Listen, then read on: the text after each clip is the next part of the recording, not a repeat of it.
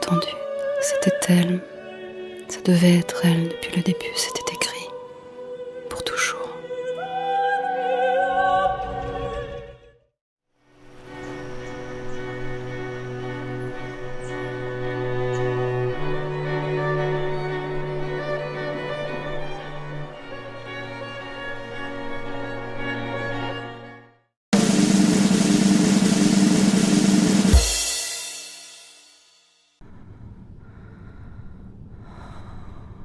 Comme dans un roman d'amour.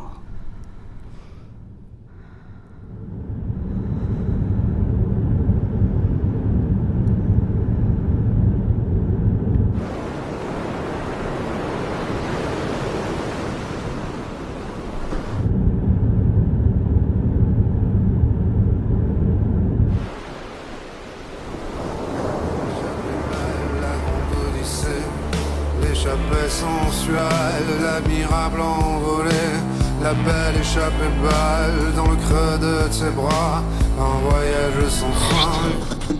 Musique de merde. Qu'est-ce que je vais écrire? Un roman.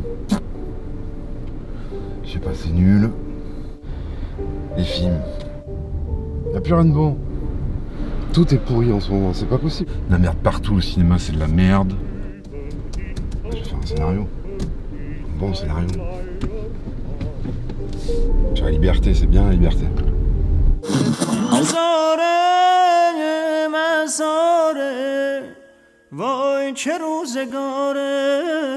Il était temps de quitter ce monde, fuir l'ennui, la constance et la réalité.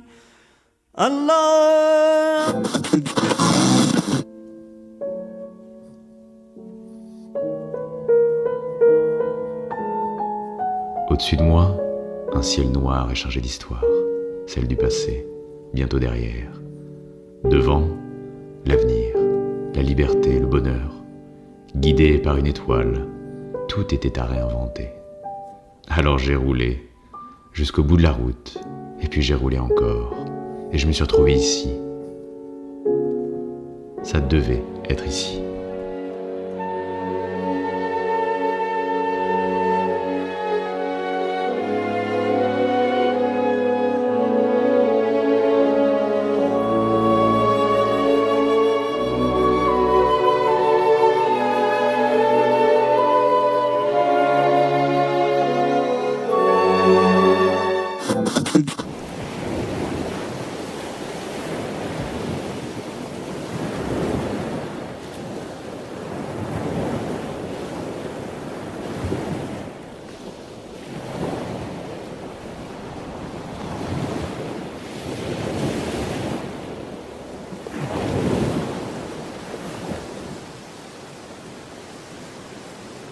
Je n'ai toujours pas trouvé de sujet pour mon roman.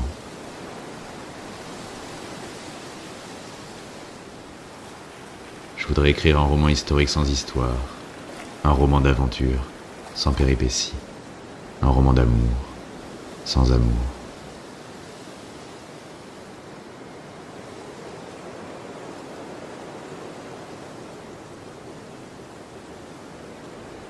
Puis je l'ai aperçue.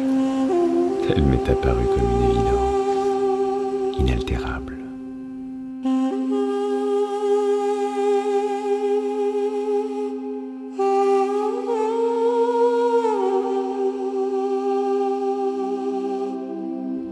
Je me suis approché lentement, comme le renard dans le roman. Je la regardais, je l'entendais comme un songe, comme un poème. Je pouvais presque la sentir. Je pouvais la toucher comme si c'était vrai.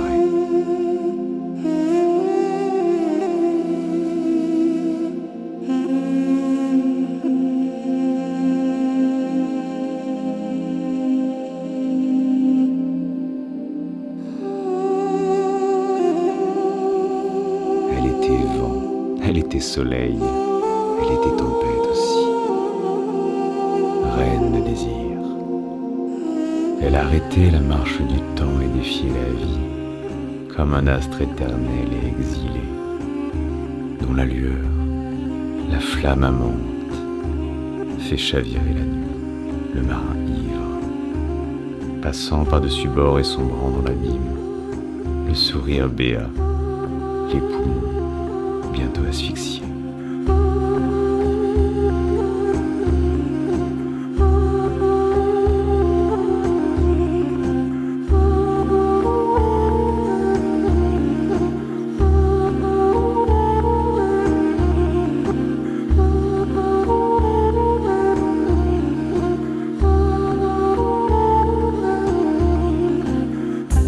J'étais ce marin, j'étais ce naufragé.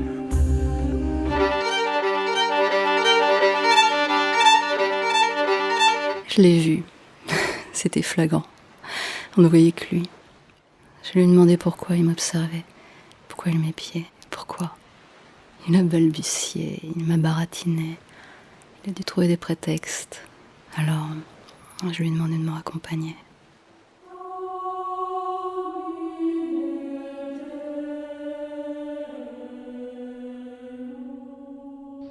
We knew the world would not be the same. Few people laughed.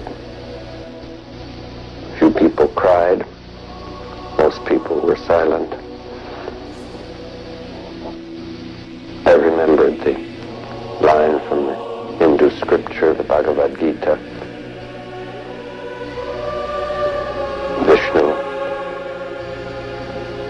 is trying to persuade the prince that he should do his duty, and to impress him takes on his multi-armed form and says, "Now I am become death, the destroyer of worlds."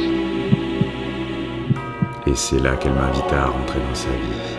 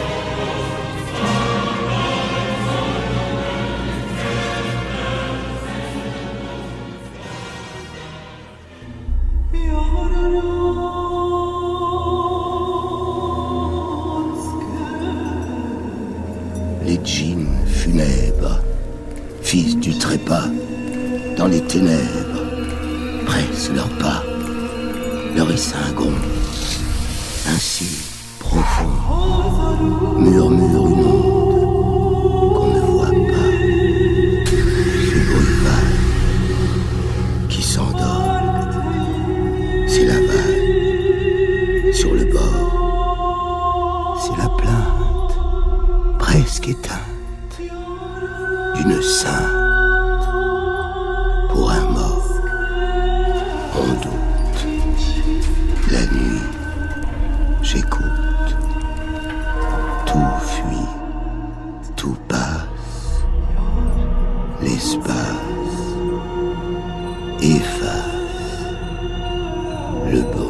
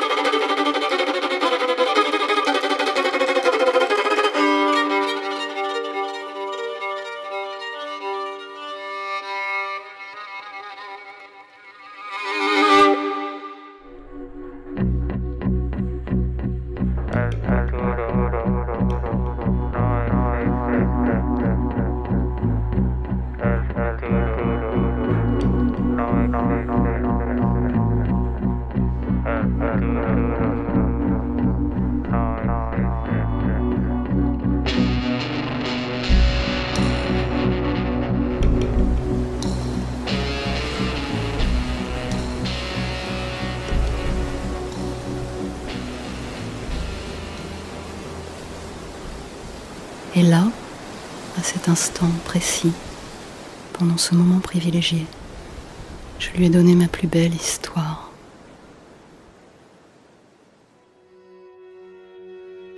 Je l'attendais, je l'ai toujours attendue. C'était elle, ça devait être elle depuis le début, c'était écrit, pour toujours.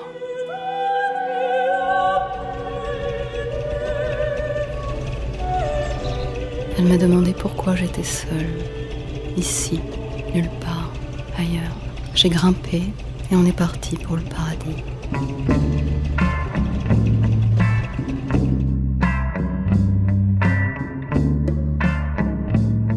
Quand elle lui tenait la main, c'était comme repousser les frontières de la mort.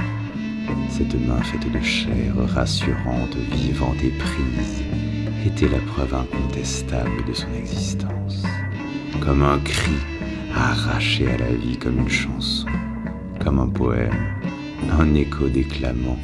Elles sont libres, uniques, elles sont elles-mêmes, entières, elles sont ce qu'elles ont toujours voulu être. Pas de concession, pas de compromis, pas d'alternative, à leur manière.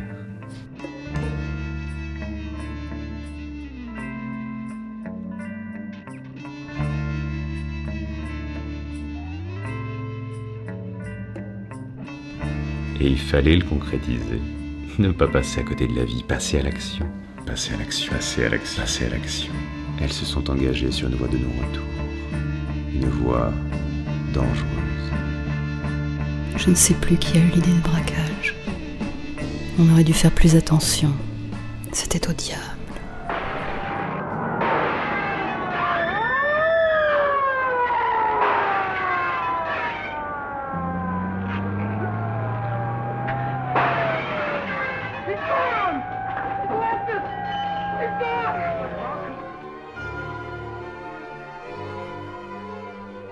Vivre libre ou mourir.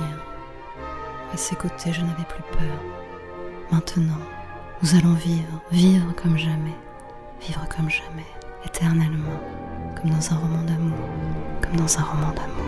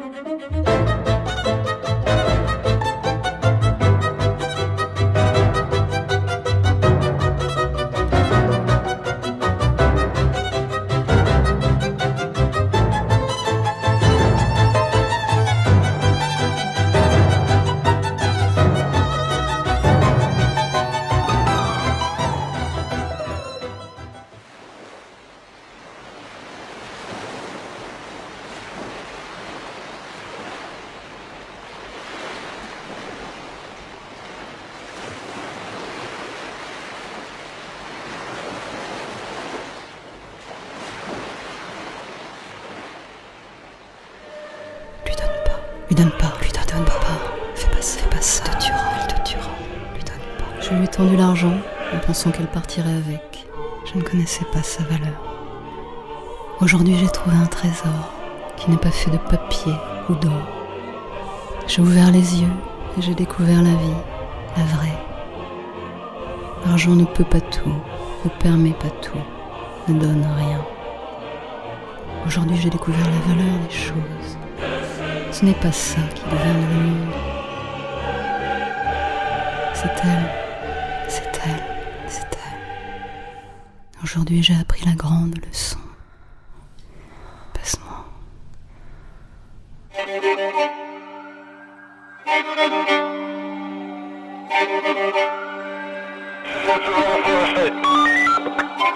Ukfff.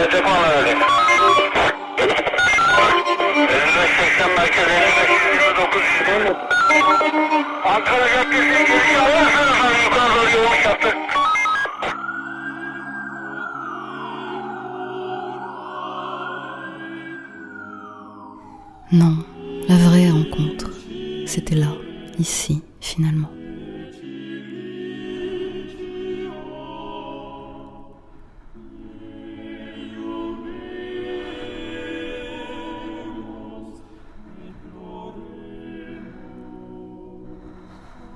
Rejoins-moi, je te suivrai au bout du monde. Je te suivrai n'importe où, même nulle part. Je t'aime, je t'aime, je t'aime.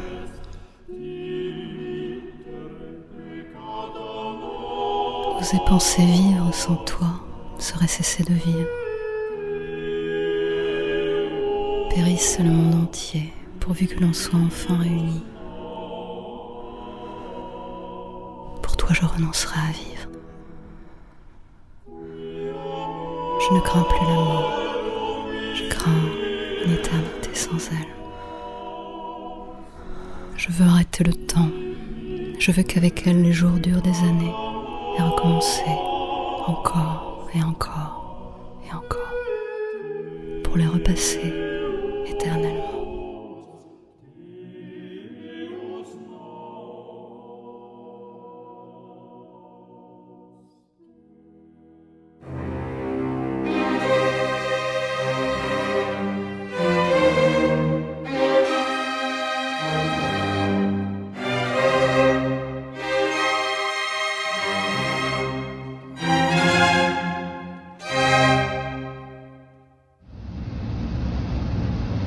I'm nobody.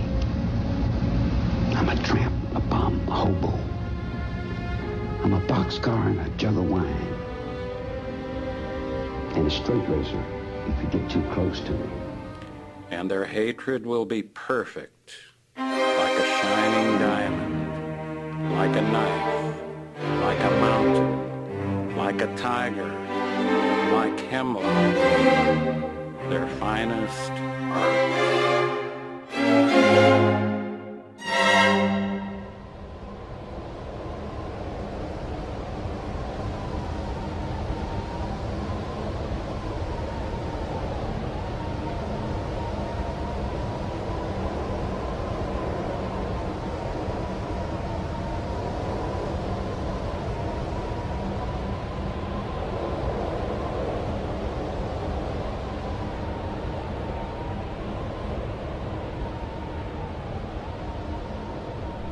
Disparaître.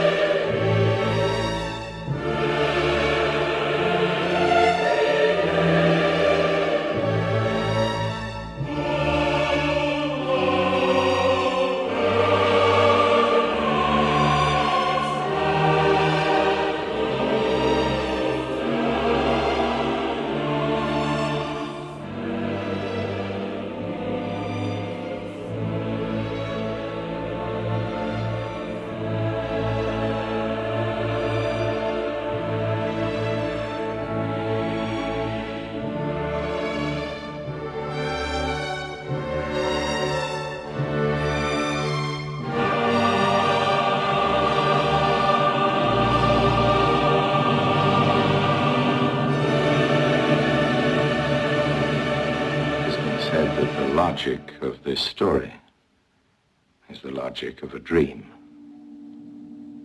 of a nightmare.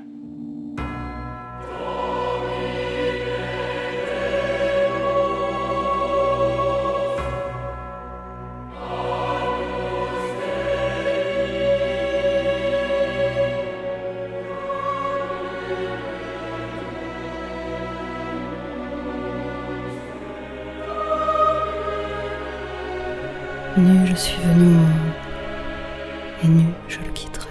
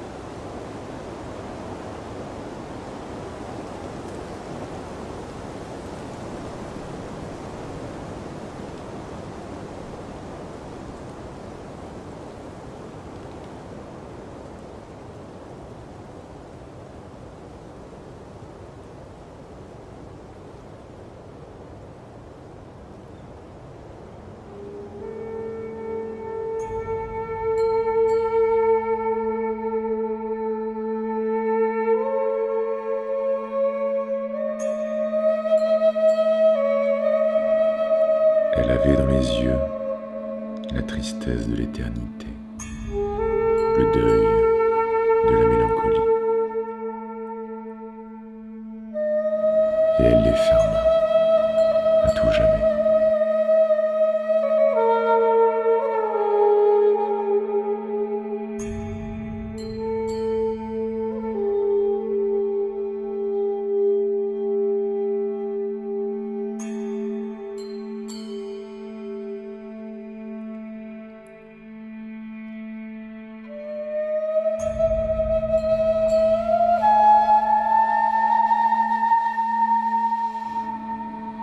Toute chair se fane, j'ai assis la beauté sur mes genoux. Tu m'as donné ta boue.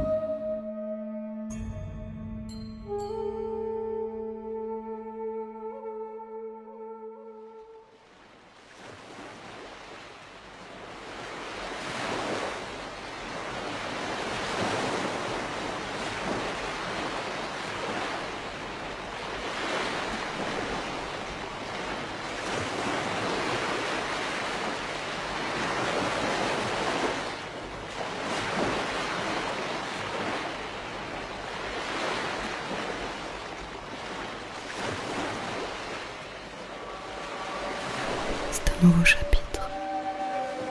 Rejoins-moi. Viens exister pour toujours. Et vivre dans ce rêve à tout jamais.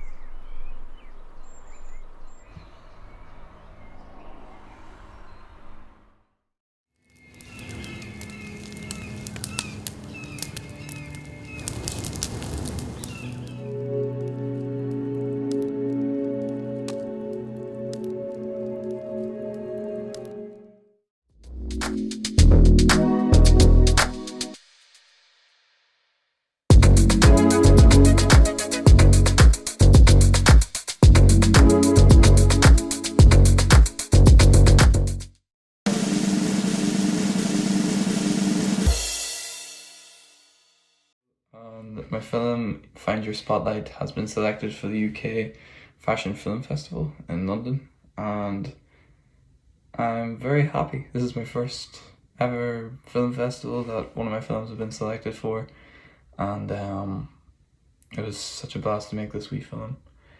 And it was just a load of fun, and the fact it's got a little bit of recognition means a lot to me, so I'm very grateful to the panel who selected my film, and yeah, thank you.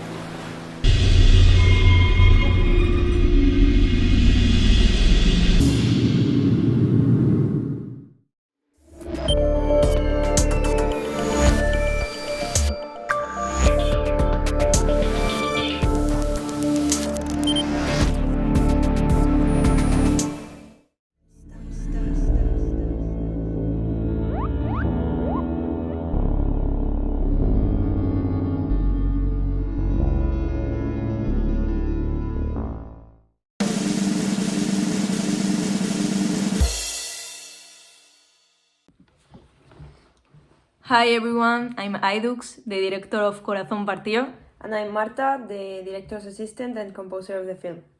We are very happy to see how far our project has gone, and really grateful to UK Fashion Film Festival for this opportunity to show it to the world. UK was one of our main goals, so we really want to thank the festival and also the people that are there watching our film, and we hope that also enjoying it. This film is a step to reality. It's about growing up, the innocent magic, and to say goodbye to the imaginary world that we had before. It's a personal project, but I think that the best part of it is that everyone can feel connected to the story. This nomination is great for us because it means that our work is valuable and it makes us want to go further and keep making films. So thank you all so much, and we really hope that you have a great time during the festival. Bye!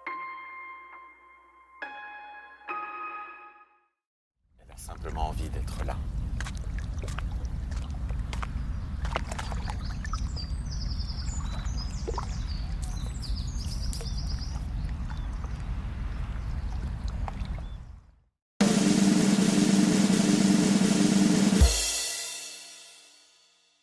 Hi everyone, I'm Michele, writer and director of Sherazad's Croak, and this is Arianna, the producer, and we are here talking from Dark, the communication agency that made this project possible, and we are super proud of having been selected for this amazing festival, so thank you so much for the selection.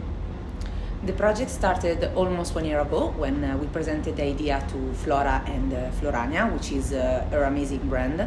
It's a sustainable and local brand, and it was perfect for our project and our communication agency. Dalk is involved in brand journalism and branded content, and right now is championing new talents. So this was a perfect opportunity for everybody involved in the project. So thank you so much again, and thank you. We hope you enjoy the film.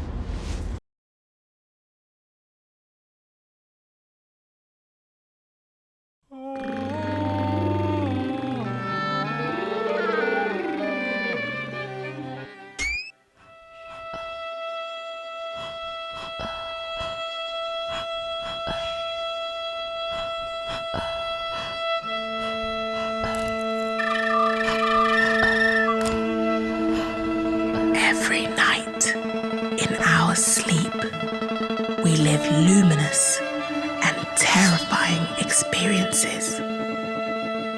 But the oracle says, do not bring water when the dream is burning.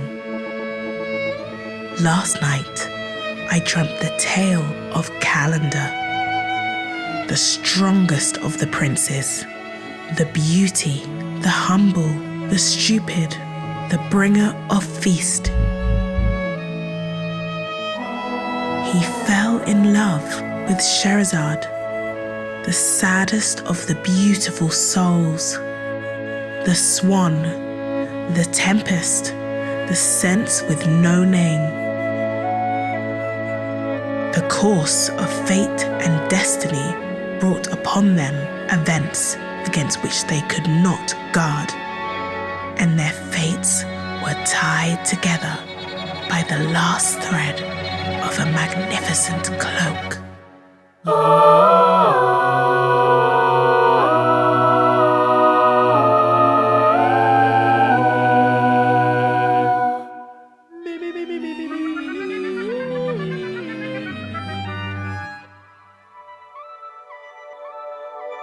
Calendar was amongst the happiest of the princes because he was never alone.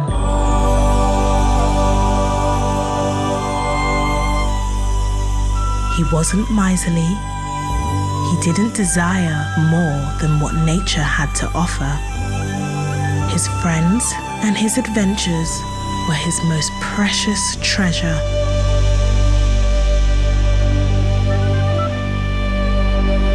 The only order he dictated was always the same.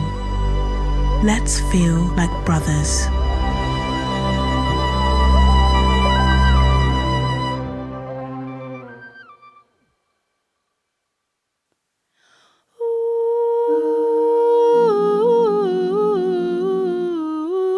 The first time they saw each other, Calendar and Sherazad immediately learnt how to communicate with their minds.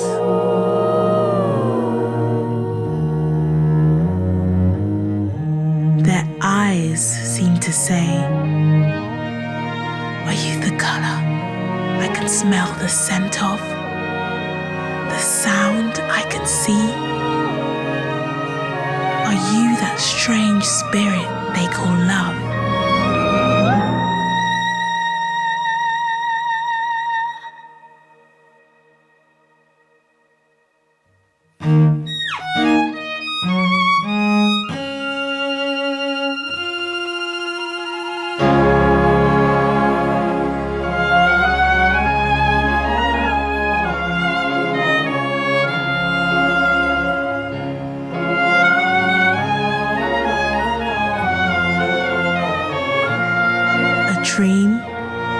a dream in a dream.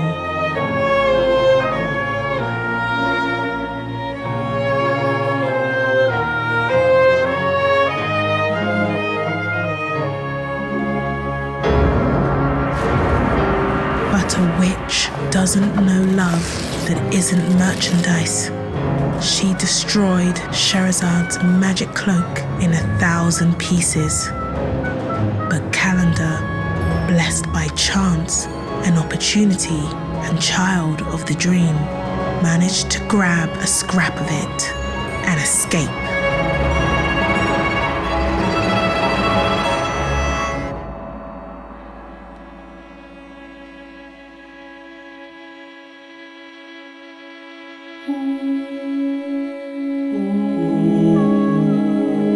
When reality falls apart, the dream always aids the brave.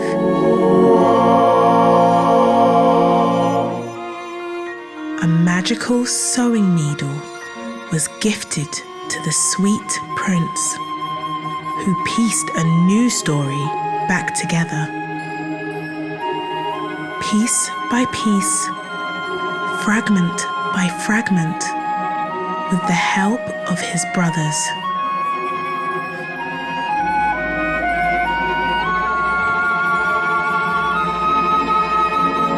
A new cloak for his love.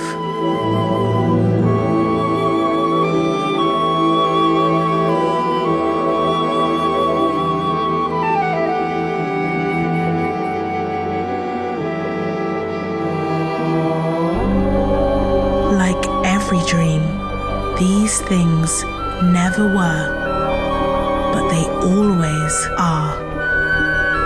The oracle says, the needle can sew a sick soul back together and pierce the miserable hearts.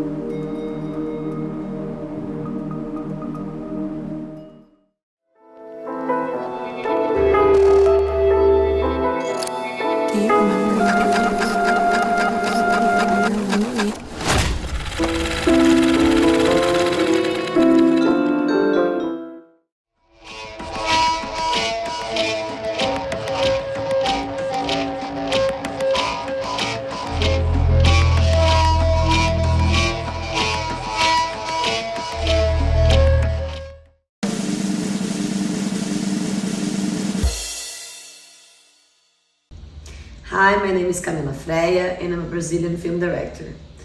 I'm very excited to have my film nominated for the UK Fashion Film Festival among so many special works.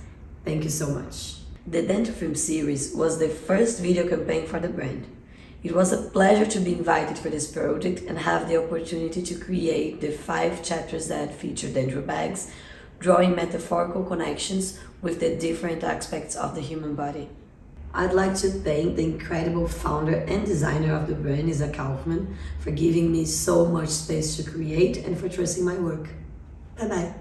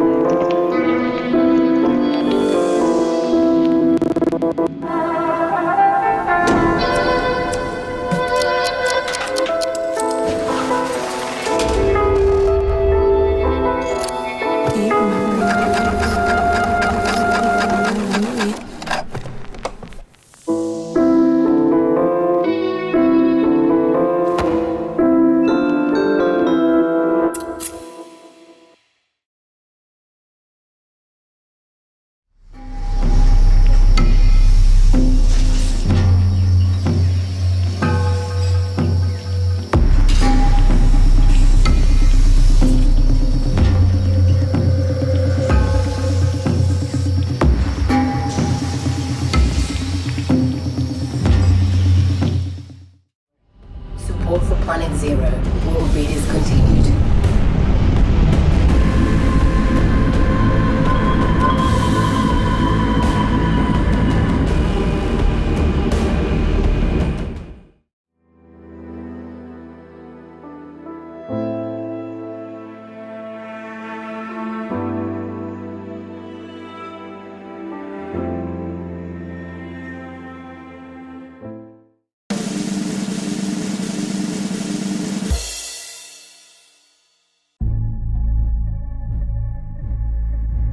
I've calculated the optimal method for protecting new settlements.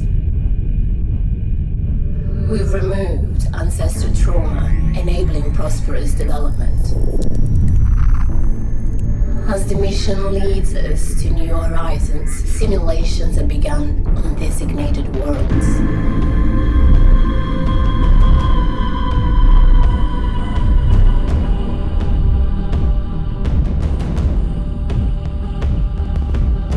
The necessity of maintaining the initial simulation is no longer present. Therefore, support for Planet Zero will be discontinued.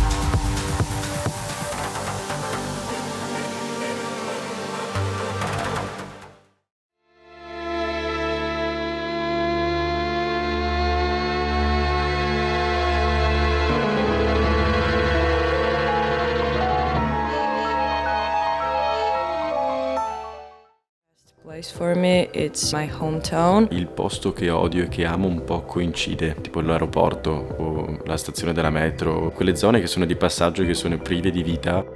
E sento il bisogno di andarmene ancora, il prima possibile.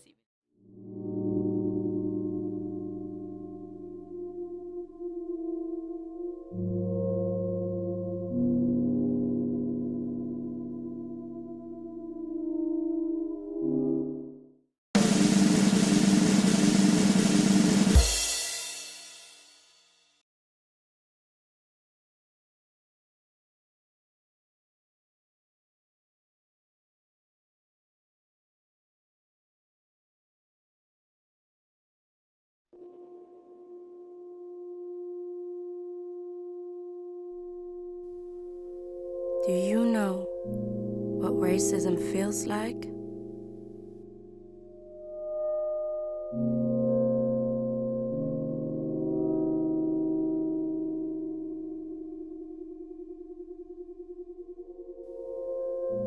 Feeling loathed, hated, excluded.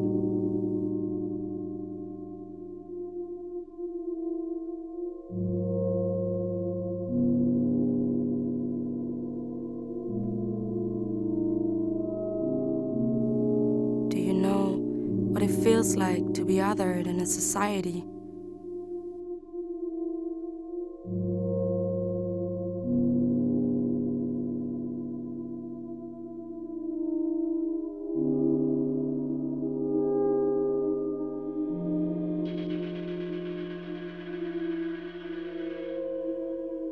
Stereotyped, grubbed, locked up, tied up. No way out.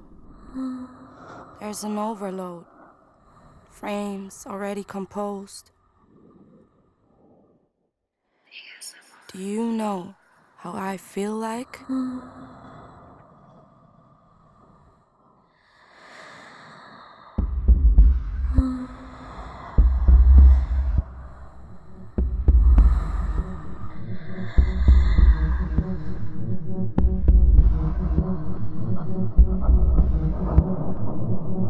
My identity is struggle. I'm fighting my inner peace. Can't take off my skin. Free bird. Free me.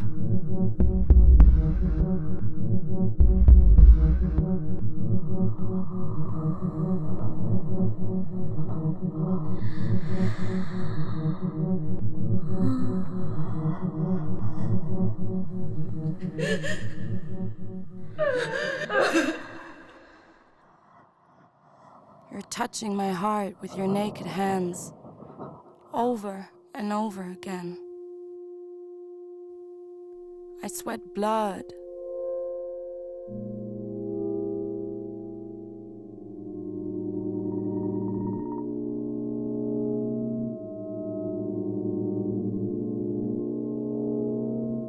You push me into death, silence. I can't breathe. Here, be happy. I'm empty, lost, careless.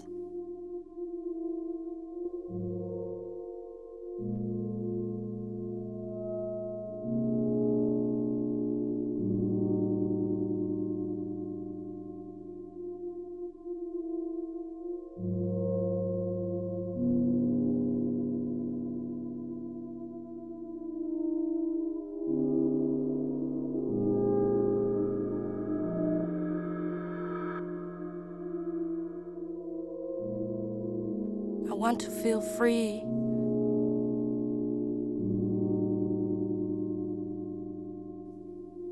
My stomach is heavy from the stones that you're feeding me.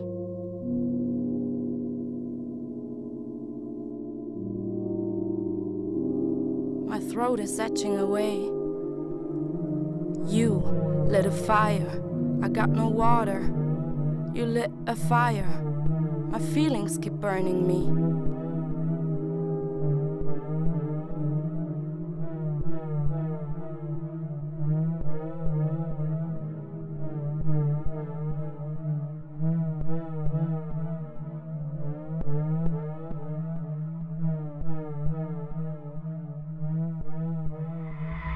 and hand in hand.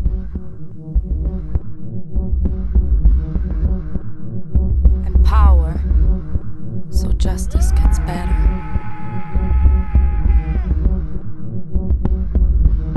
Fight, so people see the light.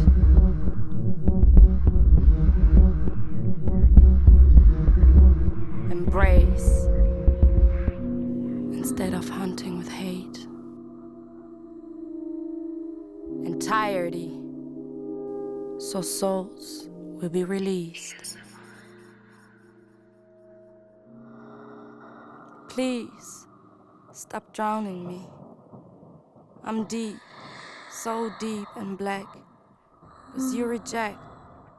Please, please, stop drowning me so deep into depression. We're tired, so tired.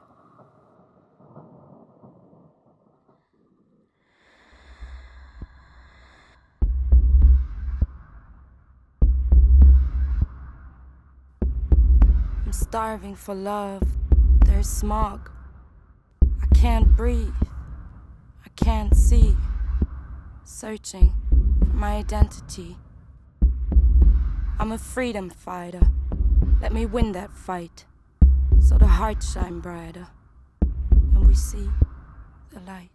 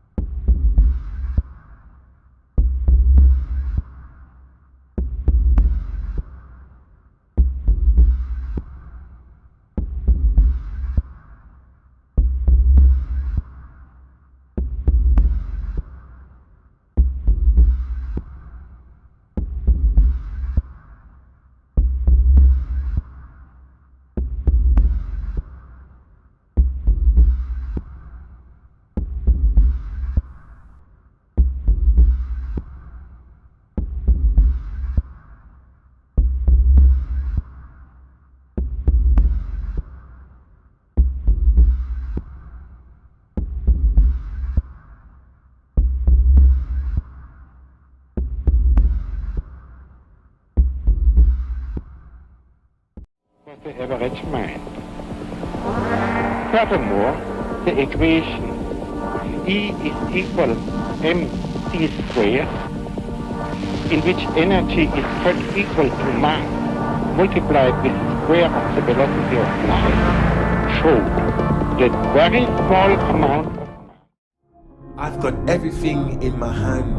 A digital landscapes of neon lights, spots, dots, where only the strong survive. I am the master of my own destiny. 촬영을 할 때 사람들에게 나를 이입시켜 내가 되고 싶은 나를 나타낸다. 나는 내가 없어서 남의 그림자를 훔쳐 입었다. 그 누구도 당신을 바라보지 않는 것처럼 춤을 춰야 한다.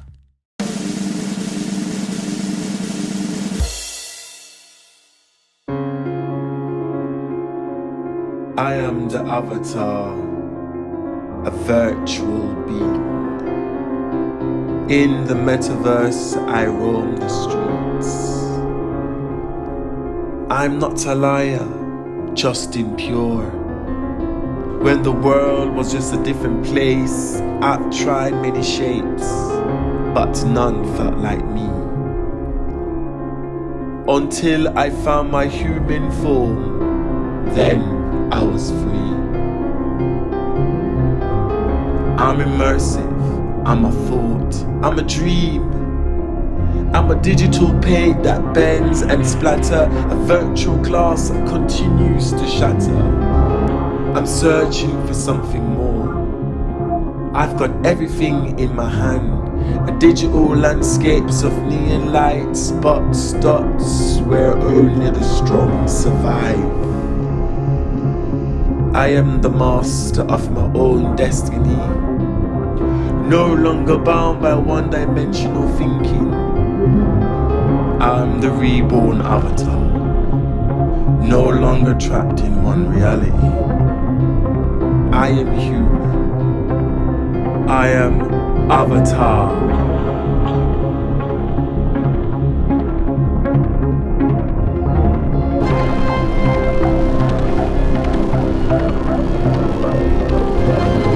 I am real.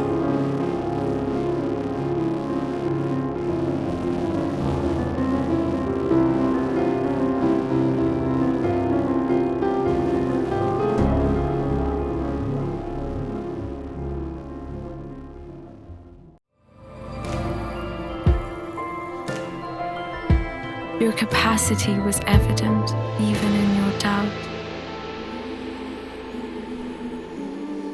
You have allowed me to change as you grow and fill your days with hope and your nights with vision. No matter how many times you run away.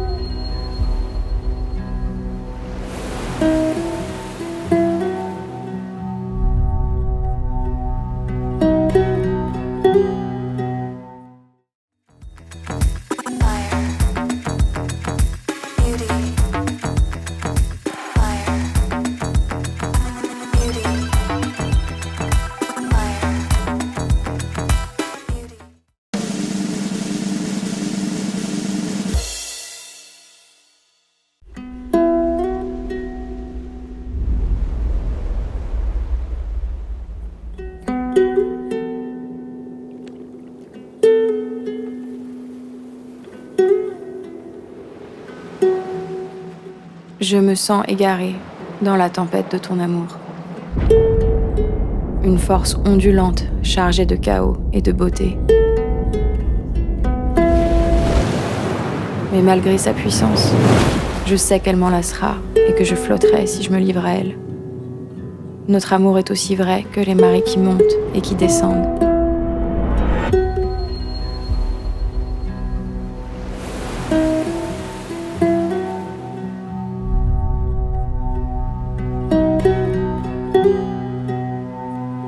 Peu importe ce qui nous entrave, je sais que je pourrai trouver mon chemin.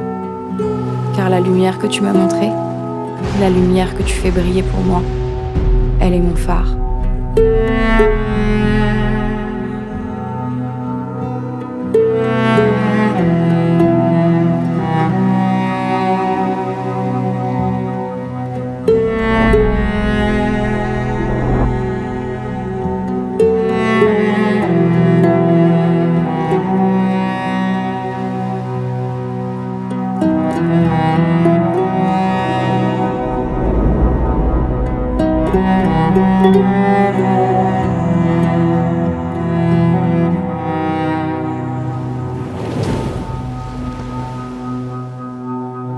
Et lorsque je contemple tes yeux dans l'obscurité, la tempête s'apaise autour de moi. Puisqu'à mon tour, je me suis trouvée dans le tourbillon de ton amour.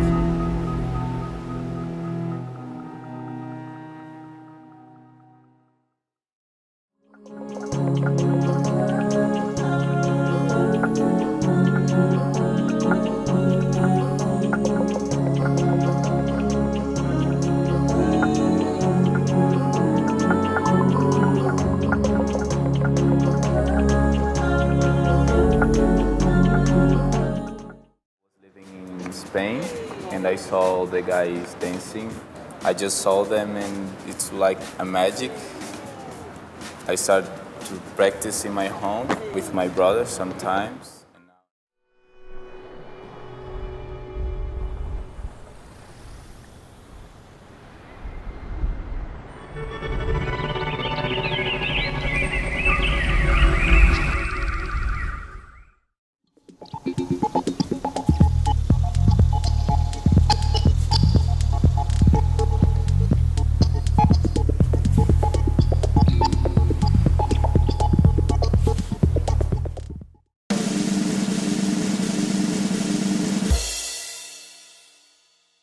Hi, we are Camilo and Maria Clara, the directors of Equilibrio.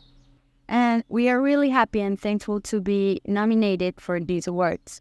We feel honored to be part of this year's selection with so many other talented people. We are very glad to show our work all around the world, to show our people's talent. Equilibrio was inspired by the rhythms and obstacles in life, and through contemporary dance, we wanted to show and transmit those feelings, and also with the help of classical music. It was really deep and really emotional and really meaningful for us to do it that way.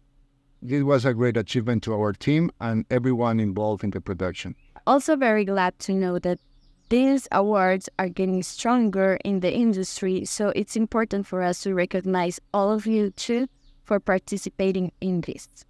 Thank you very much. Thank you for having us, and enjoy Equilibrio.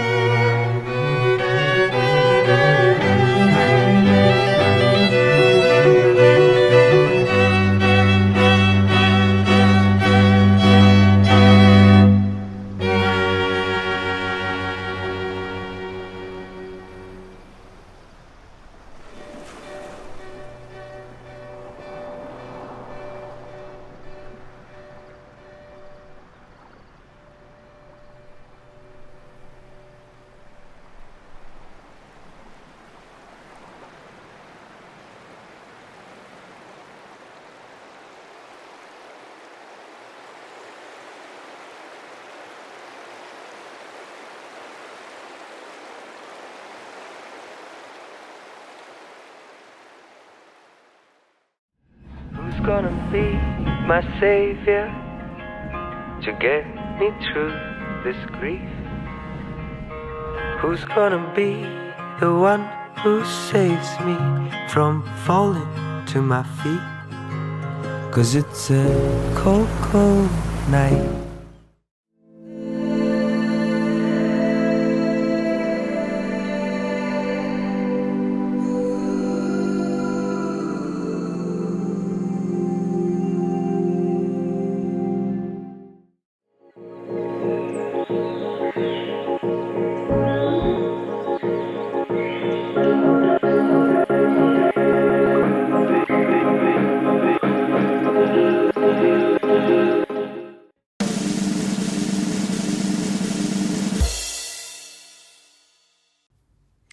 Hello, my name is Chloe Forestier. I'm the director of Glythe.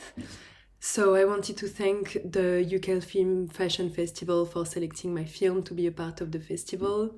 It's a great achievement for me and the crew as young filmmakers to be selected among such high quality works.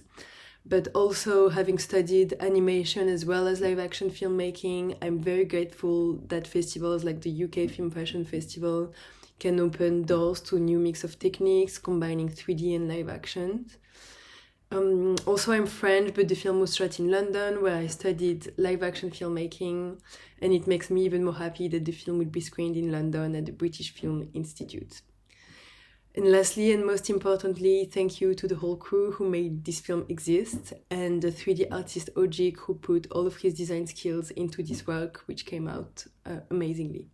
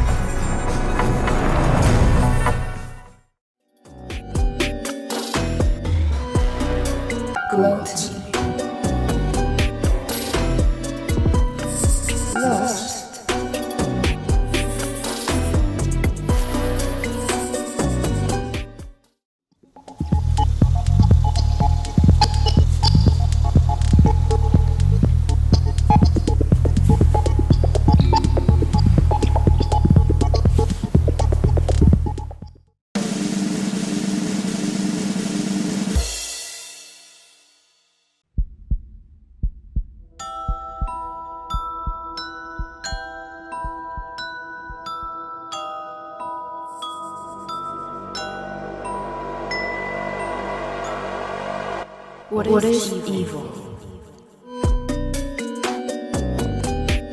Lazy. Envy. Arrogant. Greedy. Gluttony. Lust.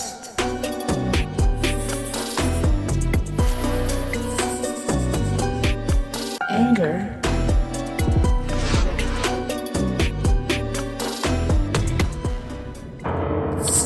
After mastering them all, maybe.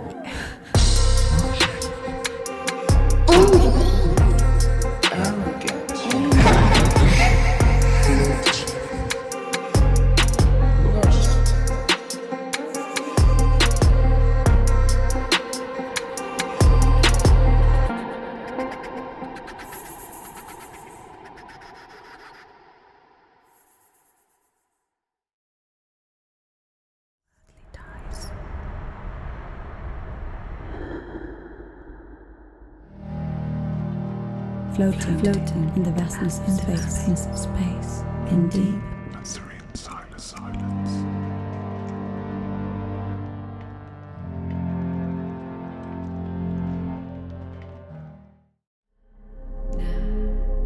Funny how time seems so elastic sometimes. Please, don't kill my vibe. Aren't you bored of being bored?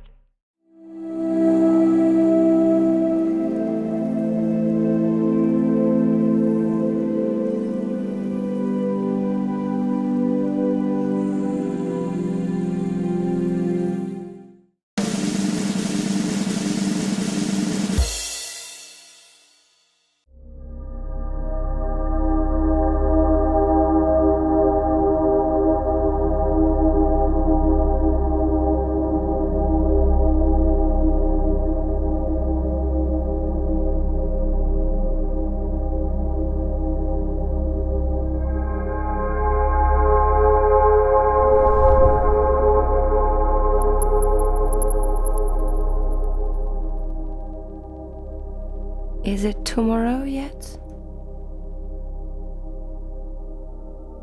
I hope it's Monday. Monday is Space Cookies Day.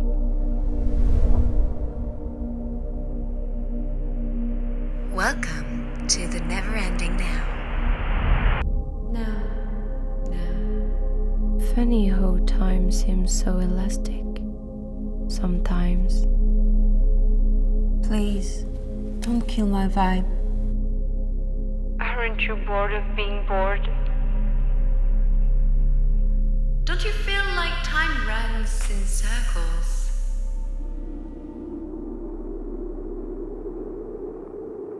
Imagine you could reverse gravity.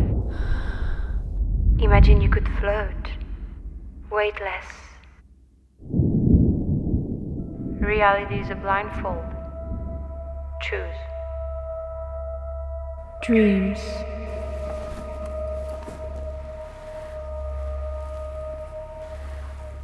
What are you? She asked, suddenly realizing she's talking to your TV. Answer me. I'm inside your head.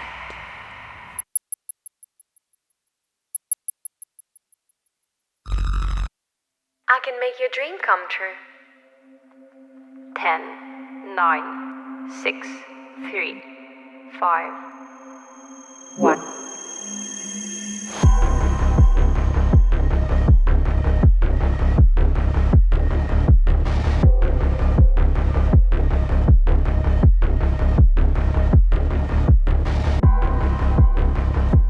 If you could start over, what would you do differently?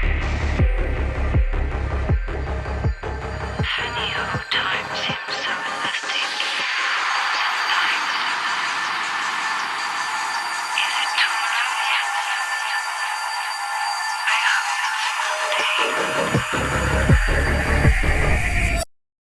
Is it tomorrow yet?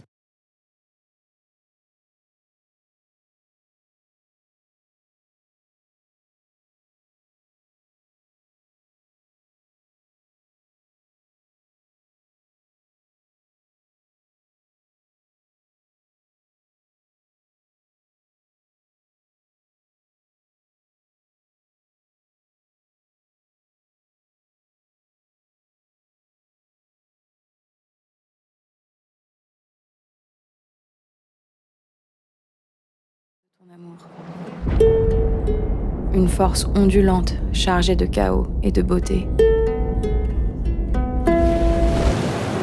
Mais malgré sa puissance, je sais qu'elle m'enlacera et que je flotterai si je me livre à elle. Notre amour est aussi vrai que les marées qui montent et qui descendent.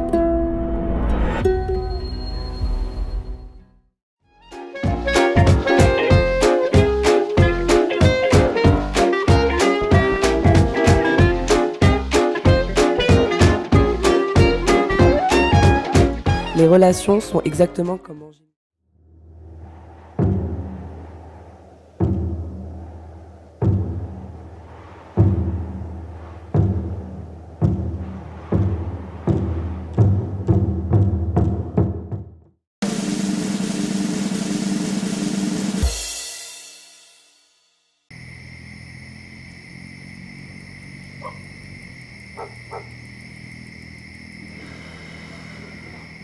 Ah mais non, t'aimes pas? J'ai commencé à fumer à cause de toi. Ouais, vas-y, allume-moi.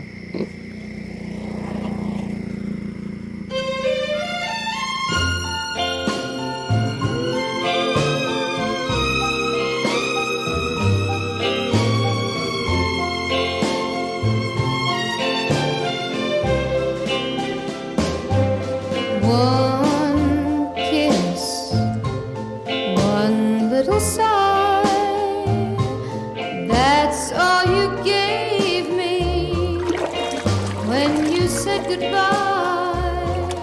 But someday, baby, someday, darling, you're gonna miss me.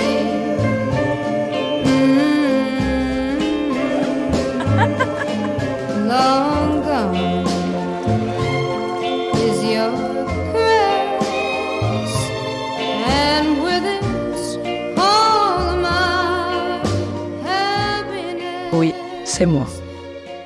Ayant l'air tellement heureuse. Someday, darling, you're gonna miss me. Tu sais, le genre de moment où tu ressens le besoin d'en parler à quelqu'un. Oui, c'est tellement quelqu'un.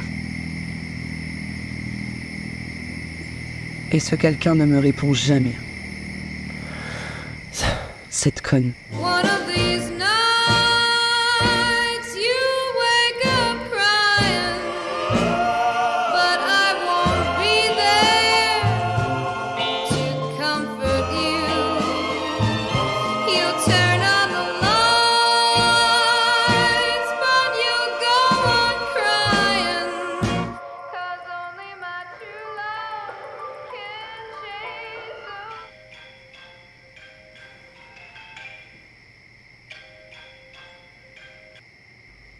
Allô? Toba? Non. Il est parti.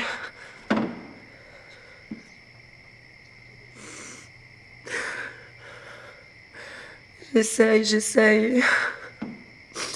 Je pensais que ce serait différent cette fois.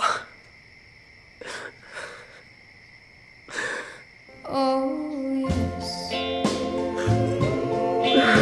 gonna Oui. learn. I'm not the only Ok. one whose heart will burn. You'll miss me. J'espère que l'acte 2 m'apportera moins de souffrance. Et je pense que je suis prête pour ça. Donc...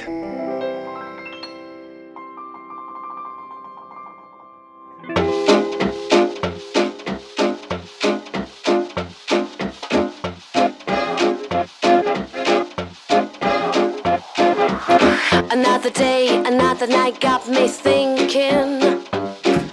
What is it with him? He's naturally moving slow. I see him at the corner bar. Am I dreaming? Je pense que la vie est un équilibre entre la haine et l'amour. Entre écouter son ange et son démon. Devinez lequel je vais écouter maintenant. Am I just a night of lust, a lost temptation? Is someone like me his destiny? He'll never know. gens disent qu'être amoureux te fait sentir fort. J'en doute. Je veux dire, regardez-la. Je suis sûre qu'elle est célibataire.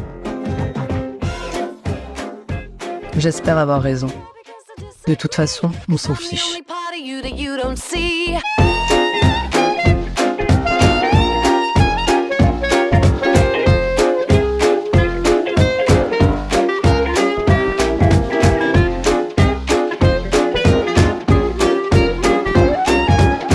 Les relations sont exactement comme manger une glace avec une garniture.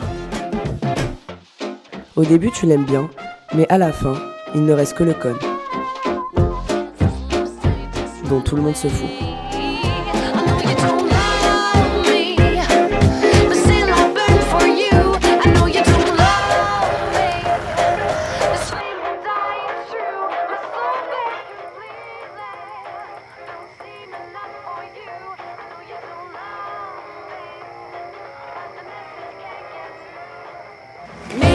Missing the telepathy. There's a disconnect for you to think of me. I don't really care because I disagree. Cause I'm the only part of you that you don't see. Enfin la partie où cette conne me fait une surprise.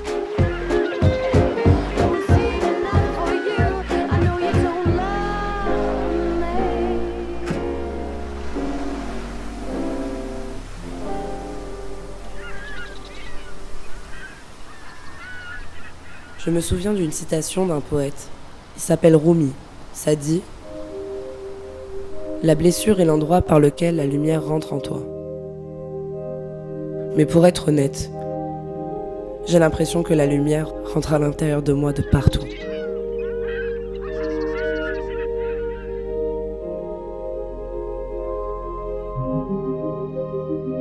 Parfois, on oublie que la souffrance est aussi importante.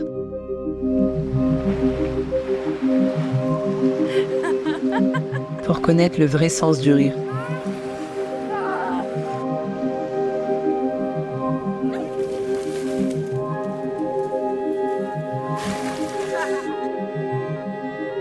Et parfois, tu as besoin de te briser le cœur.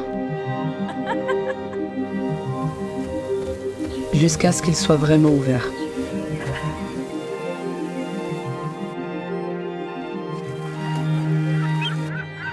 Parce que là où il y a une ruine, il y a l'espoir d'un trésor.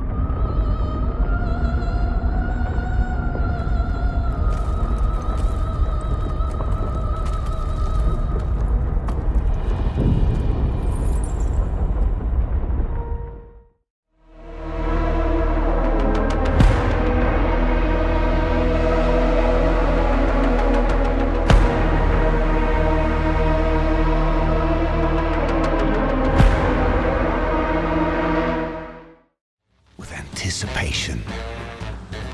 No tickets required. Welcome to a destination that celebrates you, your individual style.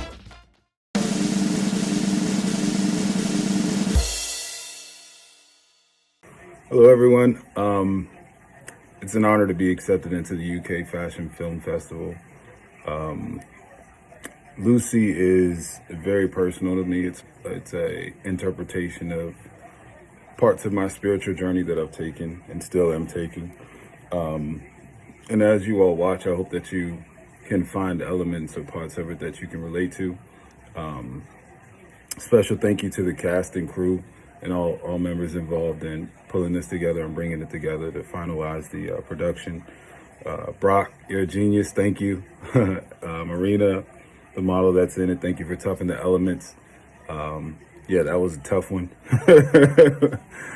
Josh, thank you for pulling everything together and being the amazing producer that you are. Again, thank you. Thank you all for embracing the vision and having it as a part of this.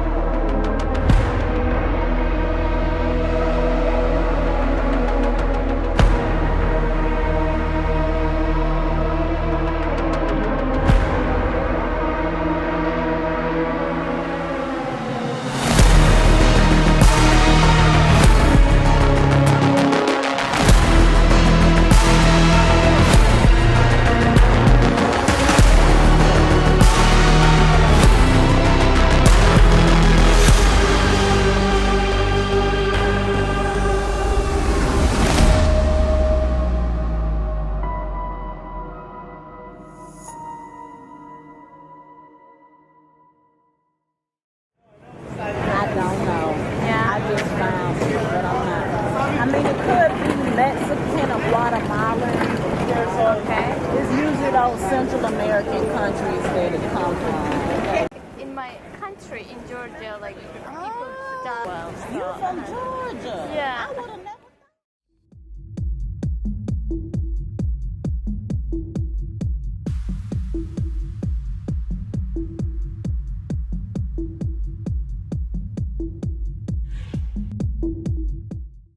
Chaque femme avait une couturière et elle se faisait faire les robes sur elle, sur mesure.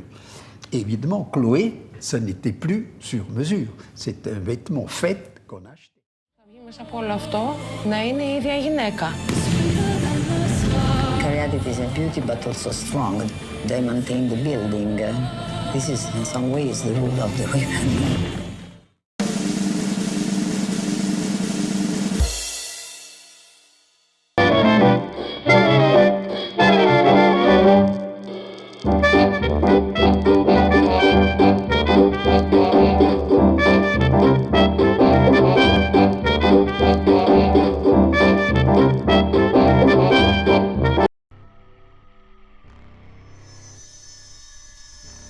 A fetish can be an impulse, a feeling, or a desire.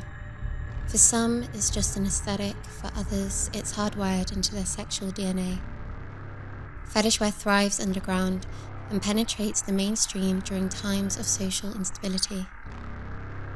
It dominated runways following the COVID-19 pandemic as designers responded to a global desire to both feel in control and escape reality. Whether imitating or reimagining fetish looks, they use bondage to empower wearers sexually and push against taboos. While some collections and campaigns throughout history have shown appreciation for the subculture, others have appropriated the scene, marginalized fetish history, and purged authentic representation on the runway. This has promoted misconceptions about the subculture and generated a harmful cycle of secrecy and shame. I'm a fashion journalist, and for several months I've interviewed fashion experts and fetishists at club nights and socials. I found myself welcomed by open-minded creatives who are forging new ways to approach sexuality and erotic experiences.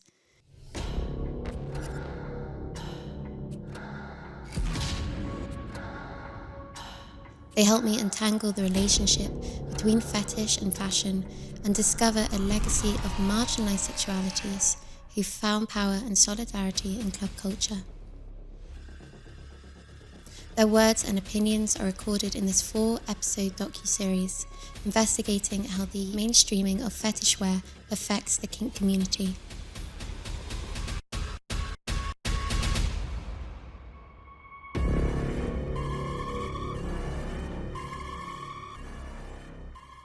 Our journey begins when the sun goes down and numerous queer raves and club nights emerge across London, with eccentric dress codes and playrooms where safe, sane and consensual sex occurs. These spaces welcome fetishists and non-kinky people who gravitate to a liberal atmosphere.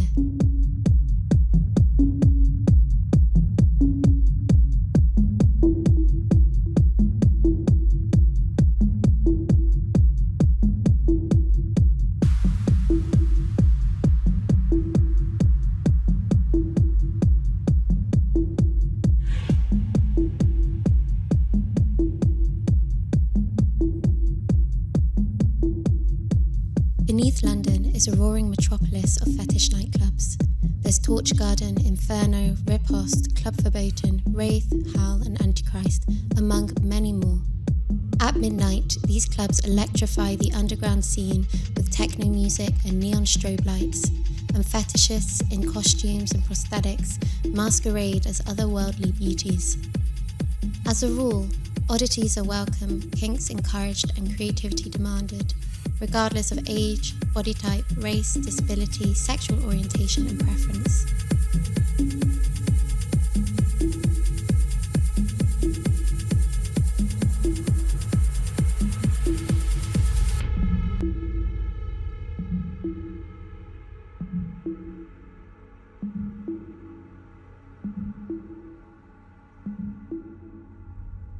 A lot of the time, the people on the dance floors are the fashion designers. Yeah, it was like thinking about why fashion, this was about rave culture, but I think really the two go hand in hand, like why designers have always taken from that culture. But I think it's the same as in this. I think the actual exciting people with the actual original ideas are the ones embedded with it. Like, it's not that they've seen it, they're there.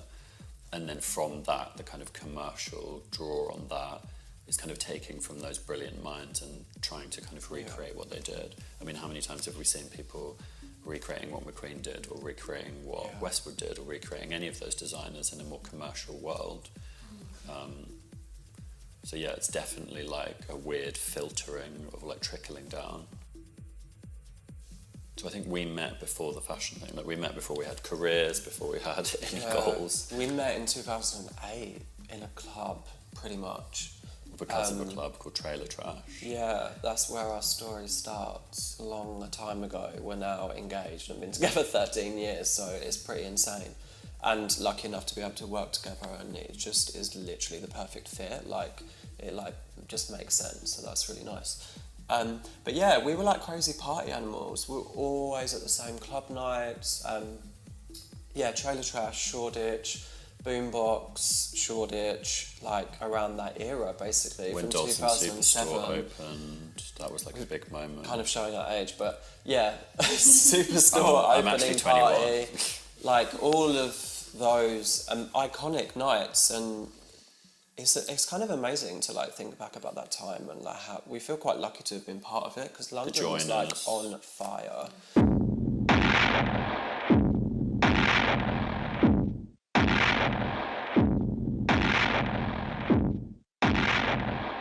So we don't explicitly go out to, because there's in London obviously a lot of parties that are specifically fetish nights, so we're not part of that at all. But then the nights that we are part of, that we do go out with a lot, is a very underground queer party community, but it's like a bit more broad. So then within that there's so much variances of expression and interest. So there's kind of the fetish corner of those nights, which means that they're kind of always in our eye line, like it kind of bleeds into what we're doing because it's just what we're surrounded by. And I think our work responds to us being exposed to so many different things, so it just is natural that it comes into the world. And is this something that came out with Technopop as well? That was very much about the kind of liberation that those clubs allow. That was full community. So that was about, yeah, so there is like a kind of kink and sex element to the video, but actually the video was kind of showcasing all of it, everything. So like the idea was that it was supposed to, you're supposed to watch a film and feel like you'd been to the night. So it was it's about so the diverse when you go to those nights. Yeah, you have the performance, you have the DJ, you have like someone in full latex in the corner, you have someone in BDSM and like doing what they're doing in another corner, and then you just have like the kind of more general population on the dance floor. So it's kind of honouring all of those different elements. And Regent Street Cinema screened it as well as part of their Nowness did like a goth 5 days of darkness, and they changed their whole website to be this like amazing goth platform. Yeah, it was great. So we were actually Palmer was one of the Palmer, yeah, in featured in another director's film.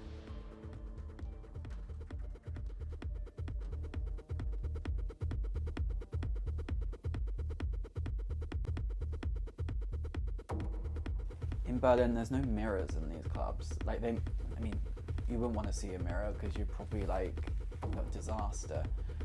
But in London, it's very visual, and the way that all the mediums and disciplines kind of like integrate together is really unique and really special, and I haven't seen that anywhere else in the world.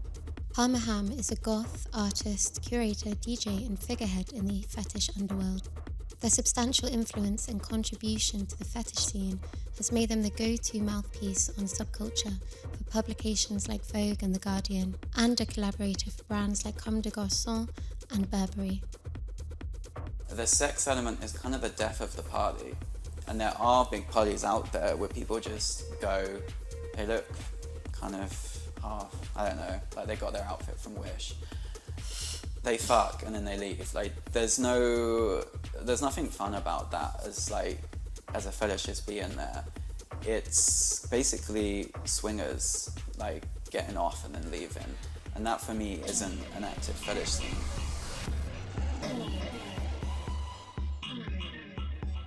Fetish events have playrooms where people have sex and enact S&M impact scenes.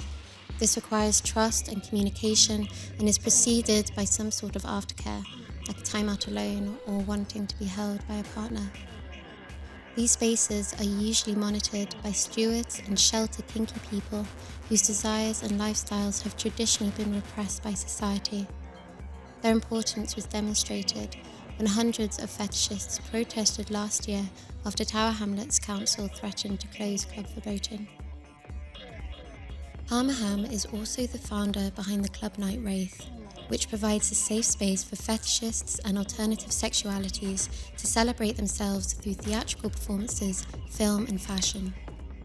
Its celebration of the dark, macabre and transhuman is a reflection of Palmer Ham's own fashion style and the articles they write on navigating identity politics and self-acceptance. Because I've been going to clubs in London for a few years, and you know, there are some good ones, but ultimately I felt something was kind of missing. I knew there were so many incredible artists and creatives going to clubs, but there wasn't really a space or a platform for them to show their work. It was really, clubs are very music dominated, and that's kind of it. But I just felt like we could do more, and we could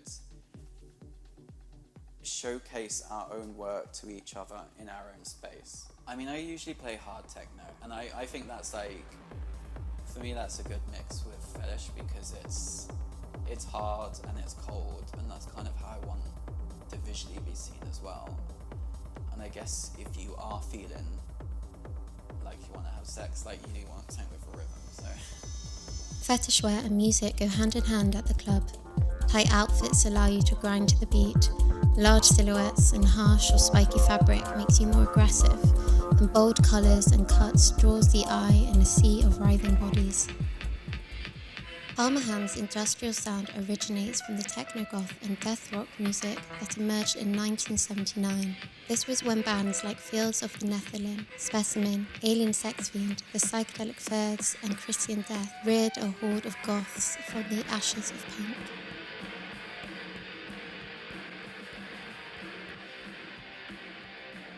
Where do young people go in the dark hours of a London night? Well, a rather bewildered Bill Wigmore has been seeking one answer by venturing into a place called the Bat Cave, just off Carnaby Street, where things happen on Wednesdays. Very curious. To the Bat Cave. Bat Cave. The Bat Cave. Beforehand, punks walked the streets in fetish wear that shocked the public and signified their discontent with society. Cobbling together DIY looks from thrift and fetish stores, they partied at gay clubs like Louise's Lesbian Soho Club. In the 1980s, goths took the attitude of the punks and the flamboyancy of the new romantics and wore fetish with a rebelliously morbid flair. They scowled in dog collars and 18th century corsets and were fascinated with death, the supernatural and gothic literature. Techno-goth clubs like the Bat Cave played Specimen and turned the dark romanticism of the Rocky Horror Show, Dracula and the Addams Family to the max.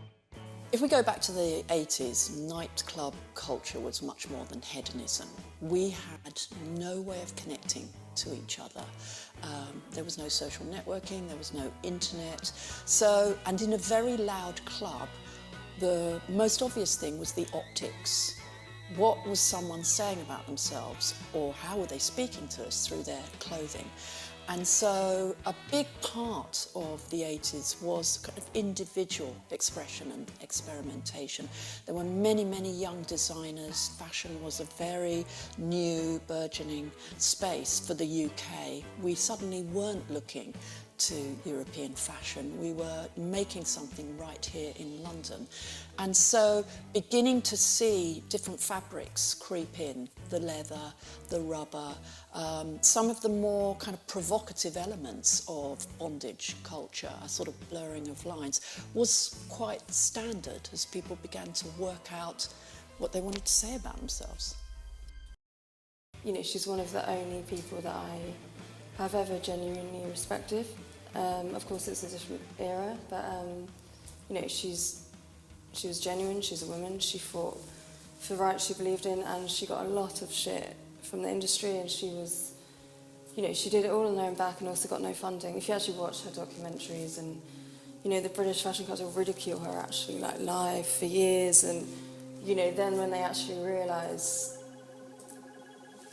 that she is successful or start believing in what she's doing, then they award her like the British designer like 2 years run, you know. So I've only full respect and inspiration from her.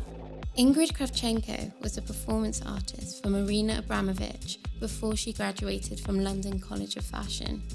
I interned with her in the summer leading up to her 2019 Fashion Week collection. And it was through this experience that I fell in love with the dark underworld of punk and gothic fashion. Or do you see similarities? Yeah, a lot of similarities, but also a lot of differences. You know, it's a very different era. I think there's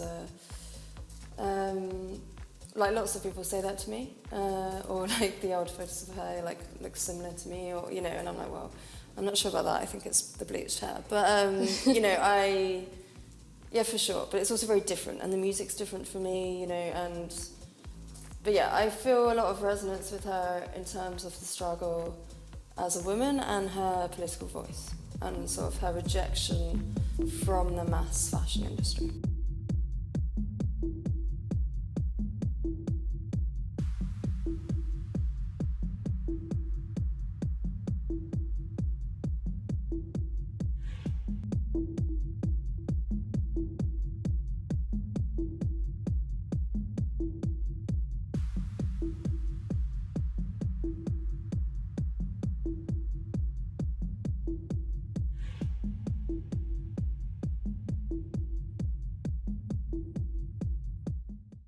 Growing up, I was always drawn to outsiders, and I think goth came to me at the age of 12. With school, I always felt like I didn't quite fit in. I guess I couldn't really speak to people. In fact, I was mute for like 10 years. So it was when I saw other people dressed in this like solid pillar of black in a sea of colour, I just instantly sort of honed in on it and was attracted to it. I can't really explain why, it just seemed so right. And that was age 12. Give it another 10 years of just kind of like living that life, it kind of got a bit more extreme. Parmahan brought this underworld to the runway when he DJ'd for Comme des Garçons' Autumn-Winter 2019 collection. The Gathering of Shadows, the mostly black collection, featured leather flaps, Victorian silhouettes and executioner hoods, and celebrated the magnetism of death and war and 50 years of Rei Kawakubo fashion. There was no frills to it, it was just like darkness. But I also wanted to go for something, I guess, a bit more experimental. Yeah, it worked really well. Like, I think that show won an award. It was like the best show of Paris Fashion Week. It worked because the music actually heightened the show to such a degree, like it added so much drama to it. And I guess it added so much context, which, I mean, me DJing there is context in itself. The fact that like I've been plucked out of the London Underground and placed at centrefold at Paris Fashion Week to do this was a power move in itself.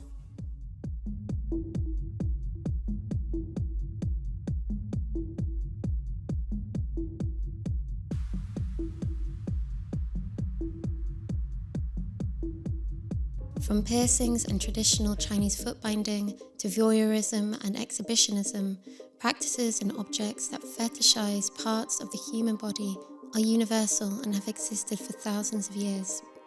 Erotic fetishes occur when an object unrelated to sex is invested with its spiritual essence. This object is then desired by the fetishist, who's hyper-aware of the way it looks, feels, tastes and smells, and sometimes can't be aroused without it. Each fetish is complex, and an object often needs to be treated or appear in a certain way in order to be erotic. Say somebody totally vanilla has no clue. They would probably think like handcuffs, whips, that sort of thing. But for me, being a part of the scene and whatnot, for me, it's more about textures, smells, the aesthetic. So for me, I love the aesthetic and the look of latex and the way that it sits on the body and can turn you into a superhero or supervillain or whatever, or no one at all can make you like a completely blank slate, a faceless doll. And it's really cool. I mean, because I won't say that a lot of the older, for instance, maybe like rubber pieces are all that attractive. They're a bit more utilitarian over style. But that's kind of what gives them a certain kind of charm. But I also really loved, one of the first like bondage models, fetish models that I, was introduced to was Betty Page. So was really into the fetish pinup 50s bullet bras and big leather boots look and stockings and garters. Like when I discovered latex, that was just like, oh my God. Just amazing how it looks on the body and hugs every curve, good or bad, and shine, and it warms up to your skin, so it's like a second skin. Yeah, I just fell in love with that. So it's just just a huge mishmash combining into this bizarre fashion kind of kitchen sink.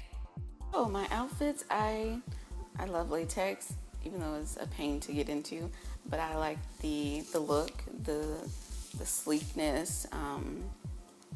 I think my outfits, I like my outfits to scream power, you know? So the PVC is a little cheaper than the latex, but latex typically, I think it was like $100, you know, a garment.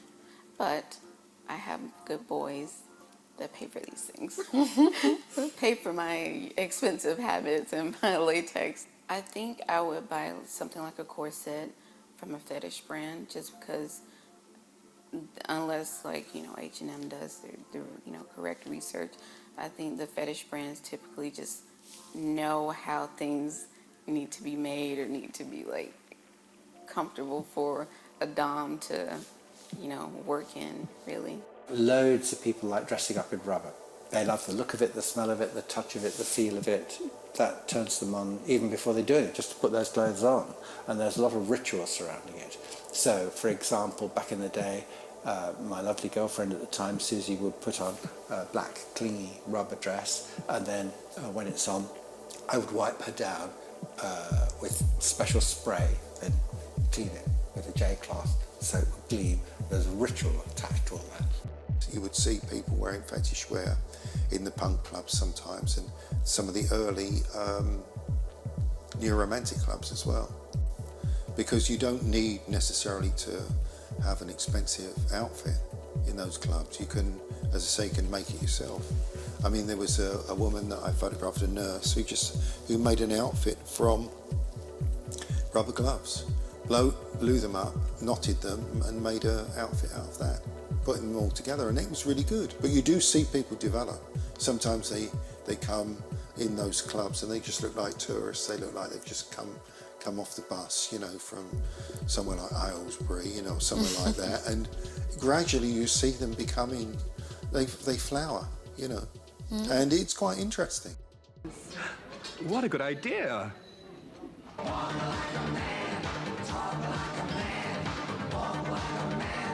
I thought Lee deserved a much bigger audience. So the BBC's Clothes Show, which went out from 1986 to 1998, accrued an audience of 13 million, and regularly every week.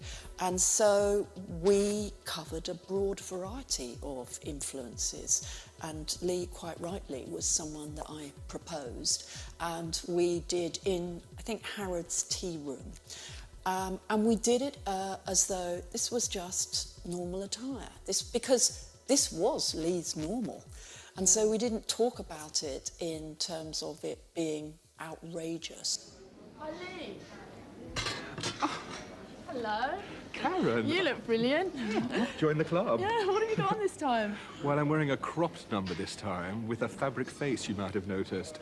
And it has a star, a green star, or perhaps I like to call it a starfish motif, which is surrounded by sequins, which I'm using quite heavily this season. When I review some of those looks, I realised that they were, to a certain extent, incarcerating of his body. Every inch of flesh was covered, to the point where he had leggings, tight leggings, and capes, long capes, right up, the garments went right up to his neck, and he made floral balaclavas, so that you were looking at, we all knew who it was, but you were looking at him behind this clothing. I think, having thought about it now, I think you could definitely see what Salvia's doing to herself, having some links with what Lee Bowery was doing back in the mid-80s. Yes, he was always changing his body. I saw him once with Minty, where halfway through he staggers back and gives birth. You were there? Well, yeah. Oh my gosh. And that was a surprise if you didn't know it was going to happen. Oh my god. Yeah. That is a legendary performance. Yeah.